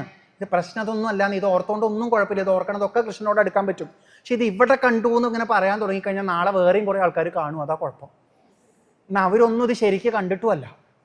അവസാനം ചിലരിത് എഴുതും, ചിലരിത് പ്രസംഗിക്കുകയും ചെയ്യും. പിന്നെ ആൾക്കാർ വിചാരിക്കണം എന്താ വെച്ചാൽ ഈ ധ്യാനത്തിന്റെ അവസാനം എവിടെയാണെന്നറിയോ? എന്ത് കാണണേലാ? അത് അവിടെ ഇങ്ങോട്ട് നിൽക്കുവേ. ധാരണാ ധ്യാനവും കഴിഞ്ഞ് എന്തുണ്ട്? സമാധിയുണ്ട്. അത് വിട്ടുപോയി. ഭാഗവതത്തിലാണെച്ചാൽ തന്നെ തൃതീയ 28 പറയുന്ന അഷ്ടാംഗ യോഗത്തിന്റെ അവസാനം കാണിക്കുന്ന ഒരു നിലയിലേക്കൊന്നും നമ്മൾ എത്താണ്ട വഴിയിൽ പെട്ടുപോകുന്ന അവസ്ഥയായി പോകും. അങ്ങനെ പെടുന്ന യോഗം കൊണ്ട് എന്താ പ്രയോജനം? അവിടെ ആത്മപ്രദനായിട്ടുള്ള ഹരിയെ കിട്ടുന്നില്ല. വേറെ എന്തോ ആണ് കിട്ടുന്നത്? സാഖ്യം എന്താ? സാഖ്യദർശനം, പ്രകൃതി പുരുഷ വിവേക ജ്ഞാനം എന്നുള്ള രീതിയിലൊക്കെ എടുക്കാം. ശരീരവും മനസ്സും അല്ല ഞാൻ, ശാരീരികവും മാനസികവും ആയതൊന്നും എൻ്റെ യഥാർത്ഥ അഡ്രസ്സ് അല്ല എന്ന് കൃത്യമായിട്ട് പഠിച്ചു വച്ചിട്ടും ജീവിതത്തിൽ ശാരീരികവും മാനസികവും ആയിട്ടുള്ള കാര്യങ്ങളിൽ നിന്ന് നമ്മളെ വിടുവിക്കാൻ പറ്റാതിരിക്കുകയാണെങ്കിൽ ഈ ശാരീരികവും മാനസികവുമായതല്ലാത്ത പുരുഷനായ ഞാൻ ഈ വിശ്വാത്മാവായ ഹരി തന്നെയാണ് എന്ന് മനസ്സിലാക്കാൻ പറ്റണില്ലെങ്കിൽ ആ സാഖ്യം കൊണ്ടും പ്രയോജനം ഉണ്ടാവണില്ല. ഭാഗവതം കേൾക്കണവരോട് ഒന്നേ പറയുള്ളൂ കേട്ടോ. തൃതീയം 26 ഒരു സാഖ്യമുണ്ട്. പഠിക്കാൻ തുടങ്ങിയാൽ നല്ല രസമാണ്. കാരണം കുറേ ഉണ്ട് പഠിക്കാൻ. കുറേ പഠിക്കാനുള്ള അധ്യായം നമുക്ക് വലിയ ഇഷ്ടമാണ്. എന്താ കാരണം? തീരില്ലല്ലോ. മാത്രമല്ല പുതിയ വാക്കുകൾ ഇങ്ങനെ പഠിക്കാനും ഉണ്ടാവും. നല്ല രസമാണ്. 5 തരത്തിലുള്ള അല്ലെങ്കിൽ പലതരത്തിലുള്ള ശബ്ദങ്ങൾ, പലതരത്തിലുള്ള ഗന്ധങ്ങൾ, പലതരത്തിലുള്ള രസങ്ങൾ എന്നൊക്കെ പറഞ്ഞ് അതിൽ എഴുതിയിട്ടുണ്ടാവും. കട്ട്, അമ്മളം, ലവണം, മധുരം എന്നൊക്കെ പറഞ്ഞിട്ടേ. അപ്പം നമുക്ക് ഈ വാക്കൊന്നും പരിചയമില്ല. നമുക്ക് ആകെ പരിചയമുള്ളത് എന്താ? എരിവ്, മധുരം, പുളി, ഉപ്പ്, കയ്പ്പ്, കഷായം കഷ്ടിച്ച് നമുക്ക് അറിയണമെന്നില്ല. ഇതൊക്കെ നമുക്ക് അറിയുള്ളൂ. അപ്പം ആ അധ്യായം പഠിക്കുമ്പോൾ ഏറ്റവും വലിയ ഗുണം എന്താ ചോദിച്ചു കഴിഞ്ഞാൽ ഈ വാക്കിൻ്റെ ഒക്കെ അർത്ഥം എന്താണെന്ന് കഷ്ടിച്ച് പഠിച്ചു. ഇതൊക്കെ ഭാഗവതത്തിൽ എഴുതിയിട്ടുണ്ട് അല്ലേ എന്നിങ്ങനെ ആലോചിച്ച് വയ്ക്കാം. അത് കഴിഞ്ഞു, അത്രയേ ഉള്ളൂ. എന്നാൽ അത് പഠിപ്പിച്ചത് അതല്ല. ഇത്രയും അധികം രസങ്ങളും ശബ്ദങ്ങളും രൂപങ്ങളും ഒക്കെ നിറഞ്ഞു നിൽക്കുന്ന ഈ പ്രപഞ്ചം മുഴുവൻ 24 തത്വങ്ങളുടെ ഒരു പ്രതിഭാസമാണെന്നും ഇതിനെ സാക്ഷിയായിട്ട് കണ്ടുകൊണ്ടിരിക്കുന്ന ആളാണ് നീ എന്നും പറയാൻ വേണ്ടിയിട്ടാണ്. പക്ഷെ നമ്മളിത് മുഴുവൻ കേട്ടിട്ട് എവിടെ തന്നെയാണ് ഇരിക്കുന്നത്? നല്ല പ്രകൃതി കേട്ടോ എന്ന് പറഞ്ഞിട്ട് ആ പ്രകൃതിയിൽ തന്നെയാണ് നിൽക്കുന്നത് പലപ്പോഴും. അങ്ങനെ സാഖ്യം കേട്ടതുകൊണ്ട് പ്രയോജനം ഉണ്ടാവുന്നില്ല. ന്യാസം, സ്വാധ്യായം. ന്യാസം എന്താ? സന്യാസം. എന്താവും ഉദ്ദേശിക്കുന്നത്? സകലതും വിട്ടു, ചില ദീക്ഷകൾ എടുത്തു. ഇപ്പം നമ്മൾ പ്രതീക്ഷിക്കുന്നത് എന്താന്ന് വെച്ച് കഴിഞ്ഞാൽ നമുക്ക് പറ്റാത്തത് ചിലത് ചെയ്ത സന്യാസ അവസ്ഥയിലേക്ക് എത്തിച്ചേർന്നവർ നമ്മളെക്കാൾ കൂടുതൽ സ്വസ്ഥത അനുഭവിക്കണോ വേണ്ടയോ? അനുഭവിക്കണമെന്ന് കണ്ടാലേ നമുക്ക് എന്ത് തോന്നുള്ളൂ? അതുപോലെ ആവാൻ ഒരു പ്രേരണ ഉണ്ടാവുള്ളൂ. പക്ഷെ സത്യം പറഞ്ഞു കഴിഞ്ഞാൽ എത്രയോ ചിലർക്ക് സന്യാസം എന്ന് പറയുന്ന ഒരു ഘട്ടത്തിലേക്ക് കടന്നിട്ട് പോലും അതിൻ്റെ ഒരു യഥാർത്ഥ നിലയിലേക്ക് ചിലപ്പോൾ എത്താൻ പറ്റൂല. അങ്ങനെ പറ്റാണ്ടാകുമ്പോൾ ഒരു വലിയ കുഴപ്പമുണ്ട്. അവർ ഇമോഷണലി അറ്റാച്ച്ഡ് ആയ ആൾക്കാരാണെങ്കിൽ അവർക്ക് നല്ലത് ഗാർഹസ്ഥ്യമായിരുന്നു. അവർക്ക് ആരെങ്കിലുമൊക്കെ എപ്പോഴും ഒപ്പം വേണം എന്നുള്ള ആൾക്കാരായിരുന്നെങ്കിൽ അവർക്ക് നല്ലത് ഗാർഹസ്ഥ്യമായിരുന്നു. അവർ സന്യാസത്തിലേക്ക് കടക്കുകയും ചെയ്തു. അവർ വിചാരിച്ചതുപോലെ എല്ലാവരുടെ ഇടയിലുള്ള സന്യാസം ആയില്ല, ഒറ്റപ്പെട്ട സന്യാസം ആവുകയും ചെയ്തു. മിണ്ടാനും പറയാനും ആൾക്കാർ ഇല്ലാണ്ടേ ആവുകയും ചെയ്തു. അപ്പം അവരിങ്ങനെ എങ്ങോട്ട് നോക്കേണ്ടി വരും. പക്ഷെ അങ്ങോട്ട് നോക്കാൻ പാടുമോ? പാടൂല. അപ്പം എവിടെയാ ചോദിച്ചാൽ സന്യാസത്തിലാ, പക്ഷെ എവിടെയാ ചോദിച്ചാൽ അതിനെയാണ് പണ്ട് എന്ത് പറയുക, നമ്പൂതിരിയാരുടെ ഭാഷയിൽ നിന്ന് പറയുക, ഇല്ലത്തുനിന്ന് പോവുകയും ചെയ്തു, അമ്മാത്ത് എത്തിയില്ല. വല്ലാത്ത ഘട്ടാണ് അല്ലേ? ഗോപികളെ പോലെയൊന്നുമല്ല, അവരിത് വിടുകയും ചെയ്തു, കൃഷ്ണനോട്ട് കിട്ടിയില്ല. പക്ഷെ അവർക്ക് പിന്നിക്ക് പോവാൻ തോന്നിയില്ല. അവർ പിടിച്ചു നിന്നപ്പോൾ അവരപ്പുറത്തേക്ക് എത്തി. ഇതെന്താ വെച്ചത്, അങ്ങോട്ടും ഇല്ല ഇങ്ങോട്ട് പോകണമെന്നുണ്ട്, പോവാൻ മനസ്സിന് പറ്റാഞ്ഞിട്ടല്ല, അഭിമാന പ്രശ്നമാണ്. അവിടെയാണ് കുഴപ്പം. എന്തൊക്കെയോ രീതിയിൽ ഒരു സന്യാസഭാവമായിട്ട് പോലും ആത്മപ്രദനായ ഹരിയെ കിട്ടിയില്ലെങ്കിൽ എന്താ പ്രയോജനം? പലതും ത്യജിച്ചിട്ടും പലതും വിട്ടിട്ടും പലതിൽ നിന്ന് വിരക്തനായി ഇരുന്നിട്ടും വിട്ടു, പക്ഷെ പിടിക്കാൻ പറ്റിയില്ലെങ്കിൽ എന്താ പ്രയോജനം? മനസ്സിന് വലിയൊരു കുഴപ്പമില്ല. എല്ലാം വിട്ടാൽ എവിടെയാ പിടി എന്നൊരു ചോദ്യമുണ്ട്. ആ ആകെയുള്ള പിടി സത്യത്തിലാ. മിഥ്യൊക്കെ വിട്ടിട്ടും സത്യം കിട്ടിയില്ല വെച്ചാൽ നമ്മൾ അവിടെയും ഇവിടെയും ഇല്ലാത്ത ആളായി പോകാനുള്ള ഒരു സാധ്യതയുണ്ട്. വല്ലാത്ത കഷ്ടാട്ടോ അത്. നമ്മളിതിപ്പോൾ ഇങ്ങനെ തമാശയായിട്ട് പറഞ്ഞു എന്നേ ഉള്ളൂ. ആരോടും ഒരു ഇഷ്ടമില്ല, ജീവിക്കാനും ഒരു രസം തോന്നുന്നില്ല, ഇതൊക്കെ വെറുതെ അല്ലേ വെറുതെ അല്ലേ വെറുതെ അല്ലേ എന്ന് ഭാഗവതം പറഞ്ഞത് ഓർമ്മയുണ്ട്. അപ്പം അതൊന്നൊക്കെ പോയി. എന്നാൽ ഉള്ളത് എന്താന്ന് പറഞ്ഞ തൊട്ട് മനസ്സിലായിട്ടുമില്ല. അപ്പം കഷ്ടമായി പോണ ഒരവസ്ഥ ഉണ്ട്. അവരൊന്നും ചെയ്യാൻ പറ്റില്ല, അവർ വളരെയധികം കഷ്ടപ്പെടുന്ന അവസ്ഥയായി പോവും. അതൊന്നും ഓർമ്മിക്കണം. കിംവാ ശ്രേയോഭിരന്വേഷിച്ച മറ്റ് ശ്രേയസ്സുകളും. അതിൻ്റെ ഇടയിൽ സ്വാധ്യായം എന്ന് പറയുന്ന ഒന്നും കൂടെ ഉണ്ട്. ഇപ്പം ഇത്രയും നേരം പറഞ്ഞതൊക്കെ അത് തന്നെയാണ്. നമ്മൾ ഭാഗവതവും വായിച്ചു, നാരായണീയം വായിച്ചു, ഗീതയും വായിച്ചു, ഉപനിഷത്തുകളും വായിച്ചു, ഒക്കെ പഠിച്ചുകൊണ്ടിരിക്കുകയല്ലേ. ഇത് മുഴുവൻ പഠിച്ചുകൊണ്ടിരിക്കുകയല്ലേ. ഇത് മുഴുവൻ റിപ്പീറ്റ് ചെയ്ത് പറഞ്ഞുകൊണ്ടിരിക്കുകയല്ലേ. എന്നിട്ടും ഇതിൽ പറയണത് കൊണ്ടുള്ള പ്രയോജനത്തിലേക്ക് കടക്കാൻ നമുക്ക് പറ്റണില്ലെങ്കിൽ ആ സ്വാധ്യായം കൊണ്ട് എന്താണ് പ്രയോജനം? എത്ര പേരുണ്ടെന്നറിയോ? ഞാൻ എൻ്റെ അനുഭവം കൊണ്ട് പറയാം. ദിവസവും ഭാഗവതം വായിക്കുന്ന ആൾക്കാരുണ്ട്. ദിവസവും എത്രയോ ആചാര്യന്മാരുണ്ട്. അവരൊക്കെ ആയ കാലത്ത് പഠിച്ച പോലെ വീണ്ടും വായിച്ചുകൊണ്ടിരിക്കണേ. അന്ന് അവർ വായിക്കാൻ പഠിച്ചതിൽ മിസ്റ്റേക്സ് പോലും അവർ പലപ്പോഴും തിരിച്ചറിഞ്ഞിട്ടുമില്ല, തിരുത്തിയിട്ടുമില്ല. അവർ വായിച്ചുകൊണ്ടേയിരിക്കുക, ദിവസവും വായിക്കുന്നുണ്ട്. എന്നാൽ വായിക്കണ സമയത്തൊന്നും അവർ അതിൻ്റെ അർത്ഥം ആലോചിക്കണില്ല, അതിൻ്റെ സാരം ആലോചിക്കണില്ല. സ്വാധ്യായം അല്ലേ? ഉണ്ട്. ആത്മപ്രദനായ ഹരിയെ കിട്ടുമോ? അടുത്തൊന്നും ഉണ്ടാവാൻ സാധ്യതയില്ല എന്നുള്ളതാ. അവനവൻ്റെ മിസ്റ്റേക്ക് കണ്ടെത്തിയിട്ട് ഇമ്പ്രൂവ് ചെയ്യണമെന്നും പോലും തോന്നാത്ത ഒരാൾക്ക് എങ്ങനെ ആത്മപ്രദനായിട്ടുള്ള ഹരിയെ കിട്ടാനാണ്? ആ പിടിച്ചതിൽ തന്നെ നിൽക്കുകയാണ് വെച്ചാൽ. ഇപ്പം സ്വാധ്യായങ്ങളെ കൊണ്ടും പലപ്പോഴും ഒരു പ്രയോജനവും ഉണ്ടാവാനില്ല എന്ന് കാണാം.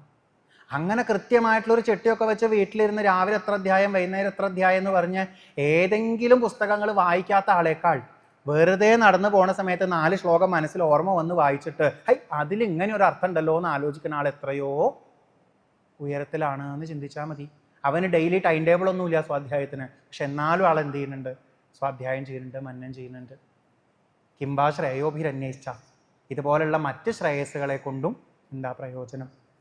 വ്യാഖ്യാതാക്കൾ പറയണത് പല വ്രതങ്ങൾ നോൽക്കുന്ന ആളായതുകൊണ്ടും കുറേ അധികം പുണ്യപ്രവൃത്തികൾ ചെയ്തു എന്നൊക്കെ പറയണത് കൊണ്ടും ഇതിലൂടെയൊക്കെ കിട്ടേണ്ടുന്ന പുണ്യം, ഇതിലൂടെയൊക്കെ കിട്ടുന്ന അച്ചടക്കം, അത് ഉപയോഗിക്കാൻ പറ്റേണ്ടത് ഈ പറഞ്ഞ സത്യസാക്ഷാത്കാരത്തിലേക്കാണ്, യാഥാർത്ഥ്യം അറിയണതിലേക്കാണ്.